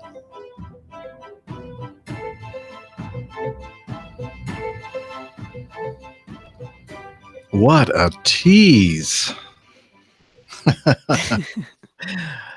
I'm always amazed at how these stories turn out when an airplane is a pilot departs an airplane and the thing just keeps on flying on its own. It's like, it's fine, I got this. Just continue. Didn't need you. Yeah, I know. Even something like a fighter, which is capable of very hard maneuvering, can be inherently stable and will just happily trug along for ages. So yeah. Interesting. I can't wait till we hear part 2. How many parts are there? Oh well, it's only part 2. I mean, it was a series of these kind of weird events of airplanes disappearing into the Bundu without anyone on them. Some of them are pretty sad. Yeah, I can imagine. Yeah. Yeah. I can think of a couple of civilian Yes. instances. One comes to mind. Well, that's what we're getting next week. Okay. Excellent. Not give it away then. Okay. Well, we look forward to hearing the next installment. Thank you, Captain Nick. Thank you. Not quite as good as the other one that we heard earlier in the show, but No, you're right. No, I think I ought to give way to that new historic. What could we call him? Historic idiot. sure No, what to call him. sorry. Hysterical. Hysterical. Yes. Hysterical. Okay. A hysterical podcaster. Yes. Plain fables. Yes, that's what it was. Plain fables. Yeah. Yes. All right. Let's move on to item 6. Derek writes, my second bit of feedback in as many weeks. Wow. After listening to another one of Nick's amazing plane tales about the courageous and sad story of Nirja Banat, or is that the right way to pronounce it? I think it is, yes. Okay. The stewardess who helped save passengers and gave up her life during the hijacking of Pan Am Flight 73. I was so interested, I wanted to find out more about this tragic event. So I Googled her name, found that there is in fact a film made about the incident as recent as 2016.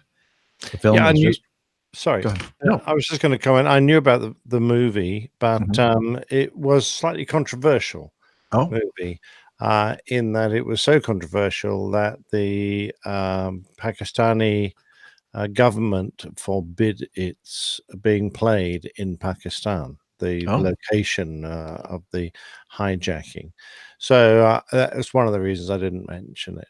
Because, I'm not sure. I haven't seen it myself. I'm not sure how true to life it is. So it's a kind of Bollywood thing. So well, Derek apparently is not afraid of the Pakistani government. No. And I'd be interested to know if someone watches it, how they think it is true to life. But well, he says the film is just called Nirja. Yeah, and he said I think it's a nice tribute. That's good. There you go. And he searched on UK Sky TV, found it was actually showing this weekend, Saturday the 30th of March. Of course, that was a little while back. He said, I'm sure that by the time that you do this on your show, it's going to be too late for some viewers. But I wanted to let you know that the listeners know it's out there, and I'm sure that it can be found through other means. I'm looking forward to seeing it, as it does have good reviews, except for the Pakistani government. Hopefully you can catch it sometime. a lot of 1 stars and worse. Would not recommend. Yeah. Well, I'm assuming that it perhaps doesn't portray the Pakistani authorities in a good light. Yeah, I would guess that. Yeah. Yeah, probably nothing probably negative took about exception to that. Yes. Probably nothing negative about Nirja. No, about their involvement in the episode. Yeah. All right. This was a nice one. Joe wrote in. Does somebody want to read this one? Sure, I can do that. Joe says, hi, APG crew. Hope you're all well. I'm pretty new to this podcast and an interest in aviation in general, as I've only just started a new job in a related field that has required me to study up on the subject. Unfortunately, an ironclad non-disclosure agreement means that I can't tell you guys a whole lot about my work. Oh, don't worry, you can tell us. No, we don't tell anyone. We won't mention it to anybody else. I mean, we'll just say it here amongst the 4 of us. Yeah, that's it. Yeah, that's pretty cool. And then we'll, throw away that key. But what I can tell you is just how interesting and entertaining you've made this subject for a complete outsider. I really appreciate how you all approach the subject with passion and good humor. Also, as an Englishman, it's great to hear the dulcet tones of a fellow countryman. I won't take up too much of your valuable time, but just wanted to reach out to say thanks for your efforts in making this subject more accessible. All the best, Joe. Thank you, Joe. Valuable time. I have nothing better to do with my time. This is the most valuable part of my time during the week. Yes, absolutely. Yeah. We're doing society a favor. And I won't mention that I'm half Australian. Yes, no. We Oh, won't you, mention that. but you just did. Oh, damn. No, just Oh, amongst that's the four of us. It was just that's right, amongst the four of us. yeah. It's fine. It- No one he- will know. Doesn't Joe, make you die. Joe won't have heard that because, like Steph says, Well, this is all okay. So private. when we do this on the show, don't mention that you're half Australian. Okay, fair enough. Okay. Because this is just the rehearsal, right? Yes. Well, yeah, like we've rehearsed so much. Yeah, obviously. I mean, yeah.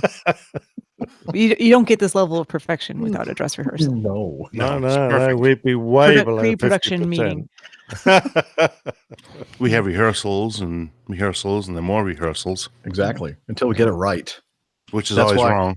That's why sometimes it takes us so long. That's why this show is still going. Yeah. What you're hearing why every we're week, late. 'Cause just rehearsal. We're rehearsing. We've had 370 rehearsals now.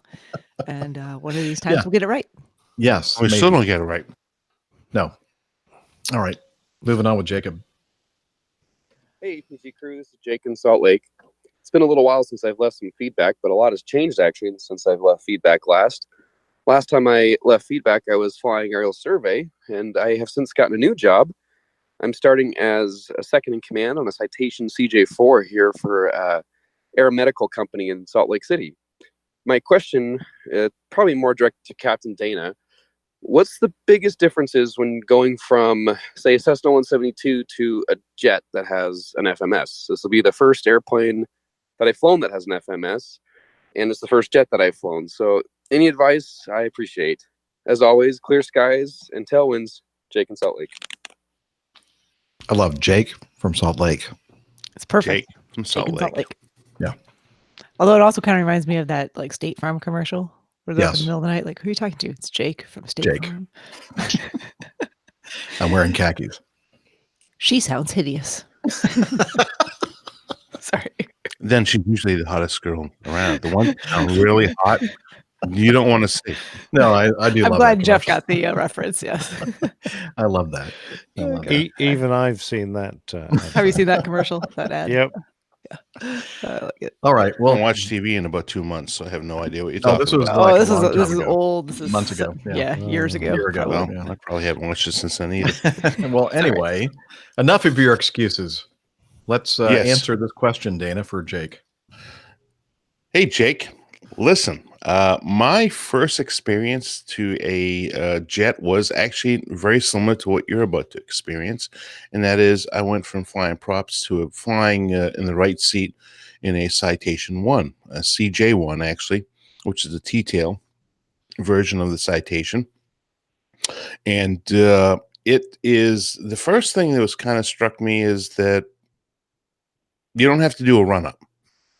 Oddly enough, that sounds kind of weird, but in prop airplane, you have to sit there and do the run-up, do the mag check, do all the checklist items. Of course, in the jet, you have to do the same thing. You have to do checklist items, but no run-up. The biggest difference is the speed at which things happen. So you're going to take off, and when you go airborne, next thing you're going to notice is you're landing and you're still probably at the departure airport, at least mentally. So things happen a lot quicker. You have to be more reactive, and it's going to take you some time to adjust. Now, you did actually ask a specific question, what it's like going from GA and then using an FMS. The FMS is really just a visual representation of the airways that you've been flying. So it just allows the autopilot to engage in, or you yourself, obviously, to engage in the RNAV world and using radio navigation via a picturesque a telescope or a scope per se. So all you have to do is think about your instrument world, and let's say you're going from a VOR to a VOR via an airway, and that's now depicted in front of you instead of you having to imagine it via radio dials. And of course, I don't know what your general aviation aircraft had. I mean, it could have been a more modern GPS, let's say like a Garmin or a UPS stack. So that would be very similar to what the FMS is very much like. So, the biggest piece of advice I can give to you is congratulations. Enjoy the ride, because you're beginning to experience what it feels like to move on with your level of experience, increasing your career expectations, and moving to the next level, because going to a jet aircraft is really the next level, and it really is a great feeling. You're going to be euphoric. You're going to, when the first flight that you take on the thing, you know, as I say, you're not going to be there per se, but you're going to be there. You're going to be, oh my God, this is better than most experiences in life. And so my sincere congratulations to you. Welcome to the jet age. Welcome to the club. And I really, truly enjoyed my first several flights in that 525 Whiskey Mike, which was the tail number of the CJ1, which is the T-tail version with, I think Citation calls it a Mustang now. So anyways, lots of fun. And then, you know, the world's your horizon. You know, you build that experience in the jet. You get, you're logging that jet time, and then things start to open up for you. Very good. Anything to add, Steph? No, just congratulations. All right. Did you do that for me? Really? Yeah, I'd like that. Who are you talking to? It's Jake from State Farm. Sounds like a really good deal. Jake from State Farm at 3 a.m. Who is this? It's Jake from State Farm. What are you wearing, Jake from State Farm? Khakis. She sounds hideous. Well, she's a guy, so. Another reason more people stay. She's a guy. She's so. yeah, she's a guy, so. That's the one. She's a guy, so. She sounds hideous. She sounds hideous. I'm sorry. Couldn't help Sorry myself. for that diversion there. That was Anyway, good stuff. All right. Well, since somebody or nobody has anything to add to that, thanks for sending in that feedback, Jake from Salt Lake. And she sounds hideous. we are sure that you are not, Jake. Though. Totally different Jake. Yeah. Are you sure though? I mean, I don't know. All right. Connor writes in, hey, APG and crew, just wanted to let you know that I have just discovered you guys from my flight instructor at a 141 school here in Illinois. I enjoy the podcast you guys put out. If you ever want some perspective of what us ramp rats do and why we do things the way we do things, let me know. I'm a trainer for a major ground handling service for a legacy airline. I'm excited to hear more from you guys. And then he sent us some follow-on feedback. Hey, sorry for more feedback, but I'm listening to episode 366, and I just heard the feedback about the rampers and the incidents that are happening. Like I stated before, I work for a major ground handling service for the same airline Jeff works for, and Dana, for Acme, except we are contracted for Acme to handle their aircraft. And some insight as why we like to have fun is because we like to see our passengers smile. And I feel like it's a way for us to interact with them. As far as the incidents increasing are concerned, more than likely it's because we are way underpaid and get hardly any raises. Since contracted Acme got sold and are now owned by a non-airline, our flight benefits have been somewhat taken away, so the morale of Acme contract has gone down, and a lot of small stations that handle Acme and its connection flights are taking a hit. It is hard to see us being this way, as I do take pride in what I do, and I am trained in almost every part of the job except lavatory service. That's good. Hope this puts some insight on why incidents have been happening more and more. I wouldn't say because we're having fun, but more because our QOL, which is quality of life, has gone down a lot recently this year. Thanks, Connor. Hey, Connor. Just to let you know, I am and was an instructor teaching people how to operate the lavatories as well. I've been in your shoes. I know what it's like. It's a very difficult position to be in. It's very hard to keep the morale up, especially when you're out there on the ramp working, in very cold conditions with cold rain, in very hot conditions, sweating. There are a lot of situations that I'm very well accustomed to working on the ramp, especially in the Boston area with the winds whipping off the ocean. So I get it. And unfortunately, I was involved with the move over from our own employees over to contract employees, the contract company in which you are referencing. Now it's saddening me, if I can say that out loud properly, to hear that those types of contracts are now ending as well. And a lot of people do come out for the benefits of having the travel and the low pay.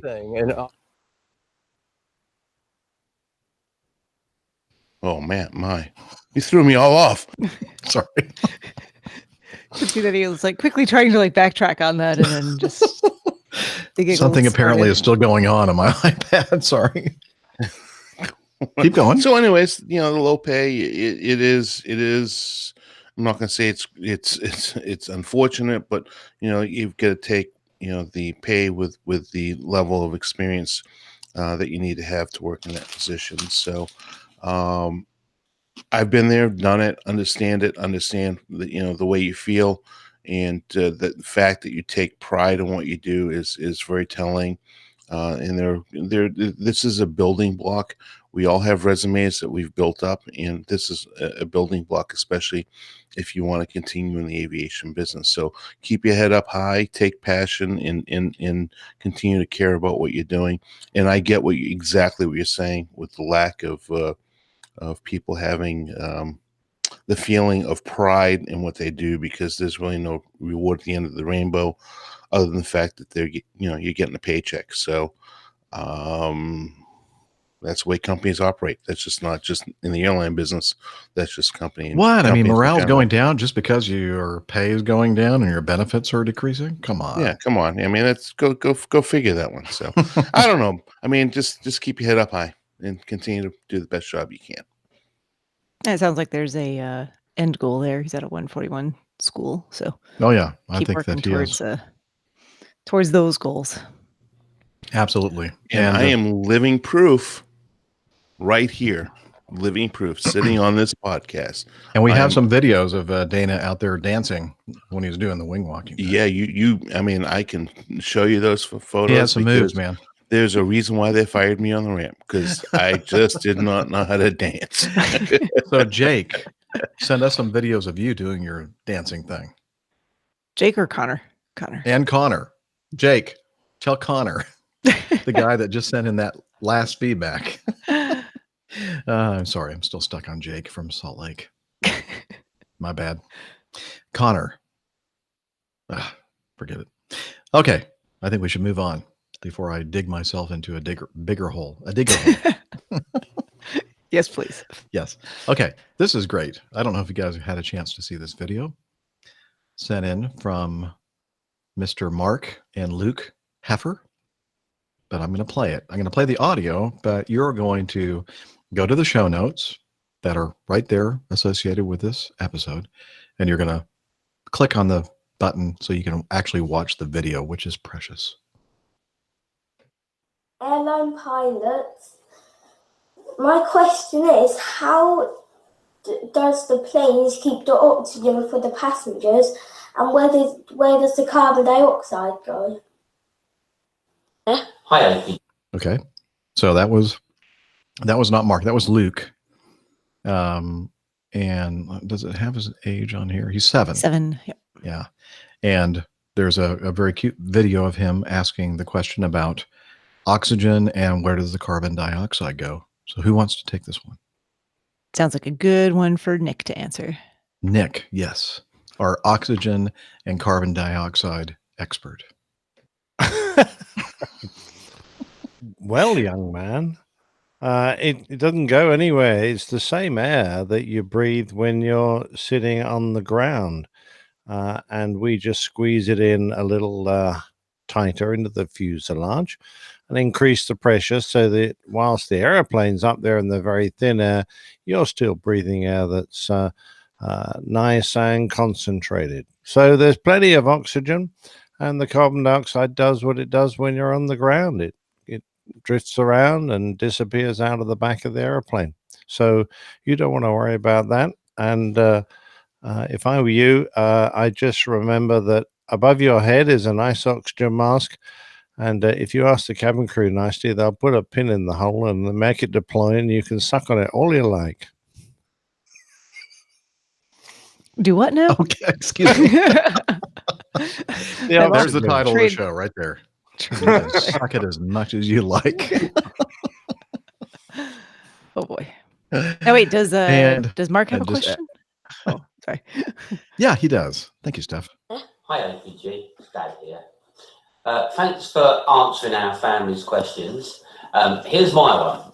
So, have you ever been flying along, looking out the cockpit, and you've seen some great sort of bit of landscape, big lake, I don't know, park, interesting building, and thought, I really would like to visit there, and gone out your way to visit? And have you ever been disappointed or really excited about what you find? Thanks very much again for answering our questions, and keep up the good work. See you all soon. Cheers, guys. I think the only thing that they've been disappointed about, Mark, is actually when they met me in real life. I'm just kidding. The only thing I'm disappointed in is that Luke's wearing a hat from one of my competitors. I see that. Well, just don't. But in the video, he's not. Oh, okay. What's he wearing in the video then? No hat. It's too late now. I've seen the hat. Yeah, there's a picture of Luke in a Airbus, looks like a A319 cockpit, wearing a hat from another airline, who shall not be named. Nick, I don't know why you care so much. You're basically retired. I'm carrying for 6 weeks. Then I won't give Okay. tribute. Good. 6 more weeks of caring. Yeah. Just in general. Yeah. If you're gonna wear a hat, wear a proper hat. So what about Mark? It's not even the captain's hat. I mean, what was the captain's? Flat Let's get off the hat thing and answer Mark's question. Go back to Mark's question. Come on. What was the question again? What was the question? Yeah, I don't know. All I can see is a hat. Play the question again. Let's start this one over. Seriously? Do I have to go back and play the question? No. Yes. He was talking about we're looking down, we see these places from the air, and then we go down and look at them and then are somewhat disappointed. Well, I can't usually see them because they're covered in cloud. Yeah, that's true.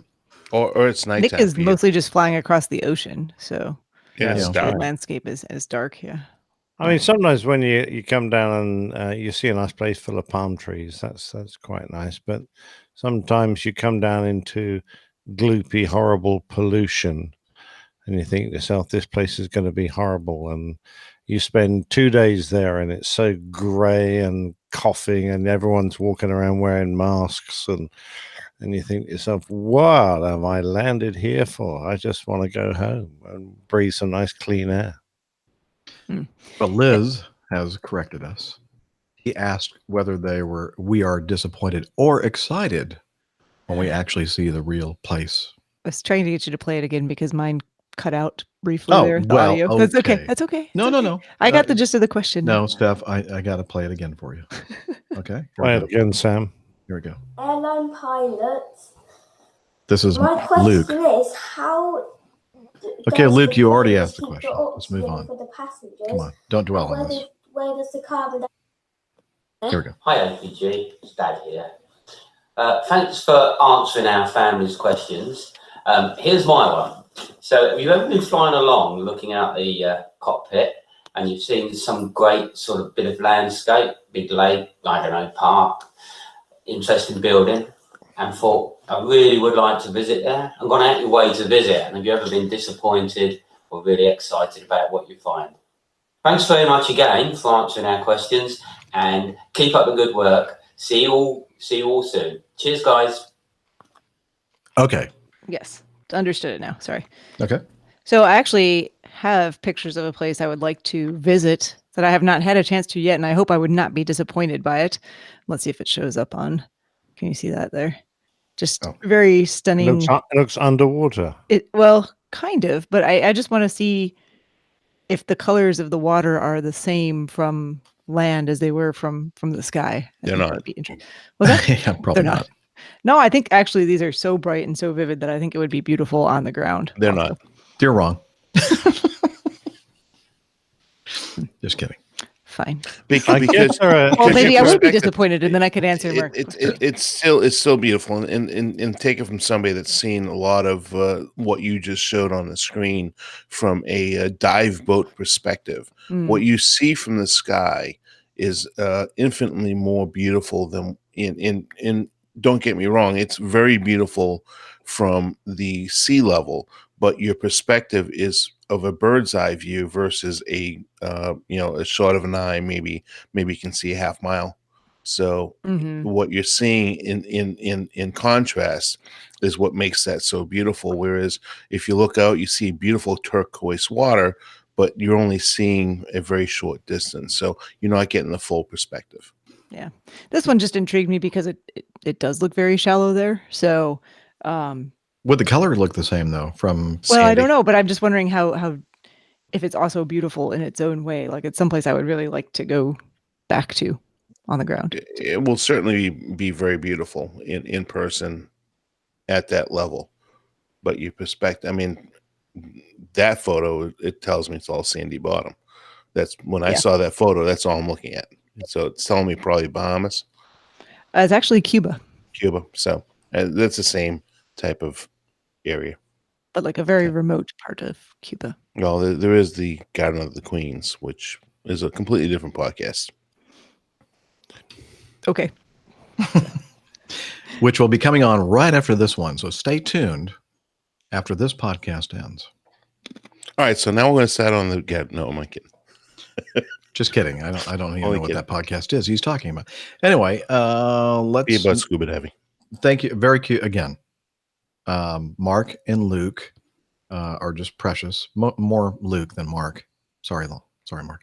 But please watch the video that they sent in. I mean, they took the time to ask the question via video, which is amazing. So thank you for that. And I hope I answered that properly. I was trying to think about it. Oh, you didn't. It's the same air. It's the same air. We just pressurize it in the airplane so that it doesn't get so thin you can't breathe it properly. Right. And we don't inject it with oxygen or anything else. We don't. And the carbon dioxide goes to the same place it does when you're in your house. It just goes out through the windows. In our case, it goes out through a little hole in the floor. That's all. Right. Yeah, it's the same ratio. It's 21% oxygen. The rest of it's mostly nitrogen. Mostly nitrogen, and a few other inert gases. So. Yeah, it's just under higher pressure to keep the same partial pressures. At delta P. Yes. I was trying to avoid all that stuff because he's like 7. What'd you say, Steph? I said delta P. Thank you. Yes, but clearly he's a very smart child. He is a smart 7. He'll understand the partial pressure. Well, he can't be that smart if he's listening. To the podcast. Oh, his dad's making him listen to it. It's probably punishment. He's actually smart. It's probably punishment. He's probably been a bad boy, and he's been made to listen to the podcast. Yep. This is torture. 3 hours for him. He's saying, Daddy, why do I have to listen to this awful podcast? Yeah, Dad. You must. All right. Continuing on, let's skip to 13. Just started the YouTube 368 and heard Nick mention Oshkosh. I think somebody in the chat room came up with that. I just wanted to put a little water on that fire. No, excuse me. He said, I just wanted to put a little water on that fire. That name was already unofficially used for the air show about 4 or 5 years ago when we had a deluge flooding on 1 or 2 of the nights, and the grounds were flooded out in some parts. I have pics of one display area where a bunch of nice sports cars were standing in 2 feet of water. Those Mustangs and Corvettes looked so sad. The biggest issue was where to park thousands of planes, as some of our areas were too soggy and didn't dry out quickly. Anyway, continue the good work, and hopefully I'll get to meet yous over at Margaritaville sometime during the show. And he has a picture included in, we'll put this in the show notes, of these sad looking Mustangs in this particular picture. This is from Mark Fillet, Ultragot, or Fillet. This was going to be a holiday, a nice place, sunshine, and it's Wisconsin. I'm wondering. So I hope that our What? RV is not in the middle of this flooded situation. What? Well, hey, Nick, I We're have gonna to warn you that Yeah. the mosquitoes up there all have their own transponders. They're so big. Oh my god, I hate mosquitoes. I do they too. bite me to death. We'll just keep ourselves barricaded inside the RV. With the AC on the whole time. Just, Yeah. This is very comfortable. I don't know why People you guys knocking are on the so doors. miserable out there. I mean, we haven't seen any airplanes, but no, it's fine. We can hear them. Yeah, sounds lovely. Sounds beautiful. Why would they hold an air show in a mosquito swamp? I don't think about the mosquitoes, Nick. Damn. Sorry. You've got me there under false pretenses. They're not going to be that bad. Let's don't talk anymore about the mosquitoes. Look, I used to live in a Wisconsin, place where if you July, got bitten by beautiful. more than 6 mosquitoes at the same time, they could take off and carry you away. Well, then you're going for a ride to the moon, my friend. Well, we're gonna have to slather ourselves with a lot of bug juice. That's all. You have to put a lot of DEET on. Bug juice. Oh, jeez. It melts. Listen, Nick, you're not going to care because you can have a slosh fest. Yeah, I don't care if they've used it before or not, Mike. We're going to coin the term. Taking it over. Yes. Appropriating it, as it were. Appropriating. Yes. What a lovely word. All right, Nick. No, not Nick. Liz, how are we doing here? Are we getting close to the end? 6 minutes ago, she said 10 minutes left. So we've got that 4. means about 4. Okay. Yeah. I would have said I could do- requisitioning, by the way. Pardon me? We're not done yet. What are you talking about? Requisitioning. Requisitioning? Requisitioning. Okay. Yeah, it's better than appropriating. Whatever. I could do Paul's. It's quick at the end. This one's too. Stefan is too wordy. Mike's too wordy. 18. 18. Okay. Sorry. Yes. Hello, APG crew. I was the one also purchasing a losing Powerball ticket 2 weeks back when I met Dr. Steph. Who says I lost? Dr. Steph was close with my name, but she didn't get it. She had the first and last letters and the correct number of letters. So I will count that as 3 out of 4, well above 50%. Woo! Yes. Way to go. Here, that deserves. Yes. All right. My name is Paul, Paul, but Phil sounds like a good alias when I'm in South Carolina. Bonus question for Dr. Steph to go 4 out of 5. What brewery in my area did I mention? You mentioned the Aviator Brewing Company, which is in Fuquay Varina, which is near Raleigh, and was founded at the Triple Whiskey Airport, which is 5 Whiskey 5. And they are no longer brewing out of there specifically, but it is a wonderful brewing establishment. Are you reading like Wikipedia or something? No. No, I'm just realizing now that it doesn't really matter what I say for my intro for drinking because Dr. Steph has now trumped me. Yeah, Liz has it correct here in the chat. She says, "Sure, she remembers the beer stuff, just not your name." Now we know where Steph's priorities are. Exactly. Priorities lie. Excellent. The backstabber, beware. Although I I'm met this having person. I don't remember if it was a guy or a girl, but Yeah, I do remember the brewery. A human being. I don't remember if we specifically talked about the Hog Wild IPA or not, but a fine IPA by the Aviator Brewing Company. Actually, I have a couple of their T-shirts and some of their pint glasses, so I am well familiar with this brewery. Excellent. Yeah. I could All say right, so, Paul. I could say so many things on that. I'm just gonna I'm not going there. So Did he you says, pay for those? keep up the great shows. Maybe someday the APG crew can get a team for, have you heard of this? Help to fundraise plane pull? I have not actually. This is new. to- SONC. So that must be Southern North Carolina. No. Okay. Got to Special click Olympics, on this. North Carolina. Pardon? Special Olympics. North Carolina. Oh, cool. This happens at the RDU airport. Oh, this is just what a guy with a bad back needs to do. Oh, yeah. Yeah, Yeah. Nick perfect. will have, Yeah, right, okay. Count me in. Nick will be No. a commentator. This is Yeah. a unique Which team is building what I'm place. very good at. And Steph will have her injections ready. I'll have them, just lined up, ready to go. Okay. I see these teams pulling a regional jet made by a company located in Canada. Why does one need a team to pull a regional jet? I can do that myself. Oh, well, then you're going to be our team leader. We'll yeah. Yeah. This is You'll be a the anchor man. fundraising activity for the Special Olympics of North Carolina. Oh, This well, one- we should really do that. That'd be 27th fun. this year. But Okay. I don't know if we're in time for this year, but maybe next year. Probably not. We have to plan ahead. Yeah, I don't know that we could make it there in 11 days time, but Probably not. next year when Nick's retired and his back is, in Healed up. better order. And, He and, could- and he's flying over the ocean to come see Dr. Steph get fixed. Yeah, Yeah. well, he just needs to come visit North Carolina. Yeah, they're mosquitoes. Okay. I spray my yard for mosquitoes. We so do have here- mosquitoes in the South. That's true. Yes. My yard is well protected every We got 28 days. mosquitoes. There's no and mosquitoes in the crocodiles. lake. Spray, because otherwise it would be unbearable. Okay. Sounds lovely. It's very Yes. nice. Very lovely. Okay, folks. That's it. We're going to end the show. We have a couple more here in the feedback folder that we'll move on to the next one, including questions about medical diversions from Jake and boarding the wrong plane from David. And Robert sent us in some stuff and more. And maybe yours. next Mike time. sent in his life story. Yes, regarding Army and Army Guard path to flight.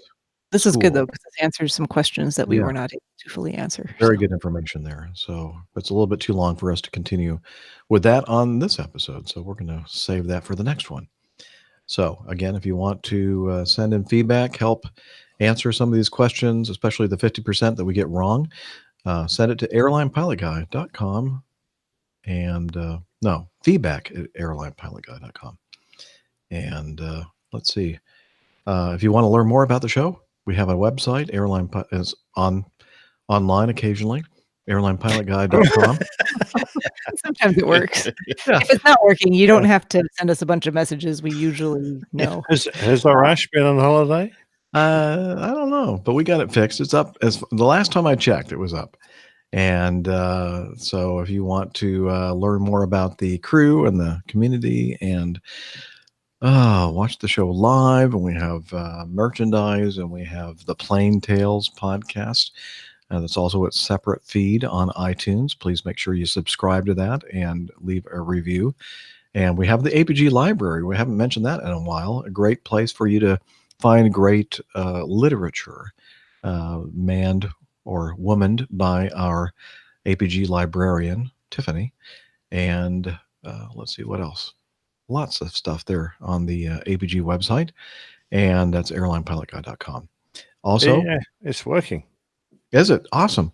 And we have apps for your iOS or Android device. Just do a search in the appropriate app store for Airline Pilot Guy. And we're also on the social media. The social media? Yeah. You just made that up. Unable to that's what the speak cool in kids full words say. anymore. Oh, that's what the cool kids say. How This- would you Yeah. know? I don't know. so, Just shut up. the rock I live under. So, social media for those of you who are not cool like me. You can find us on Twitter, twitter.com, and our handle is at APG Crew. All of our individual Twitter account information is linked to the top of that page, or pinned to the top of the page, I should say. You can also head over to facebook.com/airline pilot guy. Lots of news, information, people sharing stories that they think would be valuable for the community to know about. So hope to see you on the social meds. There you go. Now you're one of the cool Now kids. I feel so cool for having said that. And speaking of cool, let's hear from Hillel. He's been quiet the whole show. Come on out. Come over here and tell us about Slack. APG listeners, please join us on our Slack team. Slack is a communication, coordination, and sharing platform that works on your mobile, laptop, or browser. On Slack, we share ideas and news. We suggest episode and Plain Tales topics. We plan events and meetups. To get into the Slack team, please email me at slack@airlinepilotguy.com. That's SLACK, Sierra Lima Alpha Charlie Kilo at airlinepilotguy.com, or send me a tweet with your preferred email address to @Hillel, and I'll send you an invitation. That's Hillel, spelled HI11E1, Hotel India 11 Echo 1, and see you in Slack. Thanks so much for listening to our show, downloading it on your podcast client software of choice, and leaving us reviews. And a big special thanks and applause for our producer, Liz Piper in Toronto, Canada. Thanks for all of that. And until next time, wishing you clear skies, unlimited visibility, and tailwinds. Take care, and God bless. Cheers, y'all. Bye, everybody. See everybody next time. Shut up, Jeff. Shut up, Jeff. Shut up, Jeff. That's not funny.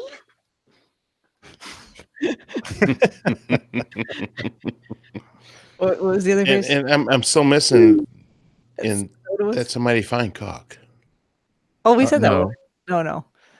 That's not correct. It's like, and what a beautiful cock it is. Oh, what a beautiful cock it is. Yeah. I thought about you the entire time I was in Hawaii, Steph.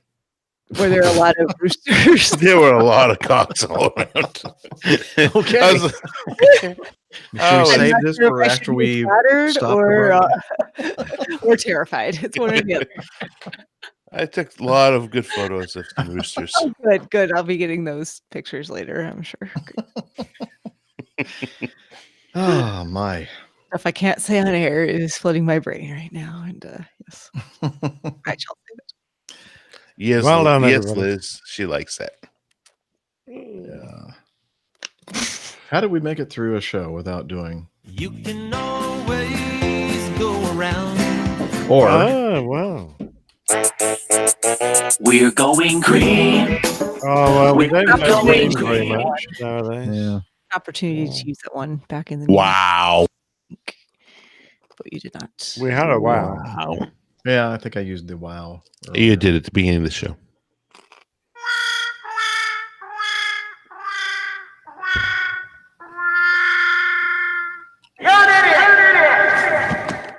Okay. Thanks, everyone in the chat room for joining us on the live show.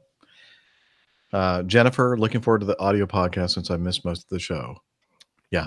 I don't blame you for missing most of it. It'll be a lot better. Yeah. Than what we did on the video. Definitely. Again, we're here for your entertainment. Yeah. and If you want a good laugh, though, watch the video. just watch the video. Yeah. It's dark outside here. Yeah, because it's back on it, too. 8:30 at night. Oh, Well, the sun's coming up here. sorry. Captain Nick, I had an RAF pilot in my office today who was in the Coastal Command. Oh, you did? You had an RAF pilot, huh? My bad. Was she cute? Coastal Command was disbanded like years ago. I presume he was a retired RAF officer. Sounds like it. Presume. That's mighty presumptuous of you. He's 86. Yeah. Oh, no, he'd still be serving then. You can't ever leave. Sorry. Just you're here forever. So when I was when we were playing the real Plain Tales, I went down to the bar and got another beer. Ooh. And I said, "Put it on my room. I'll be back." Yeah. Or put it on my tab. You're like, yeah, right, dude. Brady is a very trusting man. Yes. It's very trusting. Going, It's who probably is closed by the time you get down there. I'm sure if you hurry, you can still catch him. Yeah. Well, thanks everyone for joining us. Hope you enjoyed it. We enjoyed playing around for you and acting like we knew the answers to a lot of the questions. Thank you, Mike Kuipers. No, we I'm don't. still trying to work out where the carbon dioxide goes. So You have plants in the like in the. I was thinking the same thing. A bunch of plants in the back of the airplane Back of that the suck up aircraft, the the carbon cargo dioxide. Yeah, but you watch out because they're triffids, so don't go too close to them. I was going to say angry flight attendants, but that's besides the point. They're just sucking up the air, mate. Oh man. Anyway, so as always, we recommend that if you want real answers to any of these questions, do a Google search or Bing search. Probably get better. Don't tell people that. They might just well never listen to it. No, they have more fun listening to us try to answer these questions. Yeah, there's definitely a higher entertainment value here. Like Google is boring. We'll be happy to Google it for you and then read the answers on we the can show. read it. Wow. They actually have that website. Let me Google that for you. Oh yeah. Been People there, done that. that they should just be Googling for themselves. No, but there is a lot to be said. I mean, I watch podcasts that I could probably find the information some other way as well, but it's always more entertaining to listen to these people try to answer the questions. Oh yeah. Oh yeah. Because that's what we do right here. And All so right. truthfully, of course. Mm-hmm. Yeah. So shall we stop the broadcast? Probably. It's kind of late. Yeah, it is. That's my bedtime. Not Nick, Okay. but some of us. See you, everybody. Bye. We love you. Good night. Love you guys. Good night. See you tomorrow. No, you won't.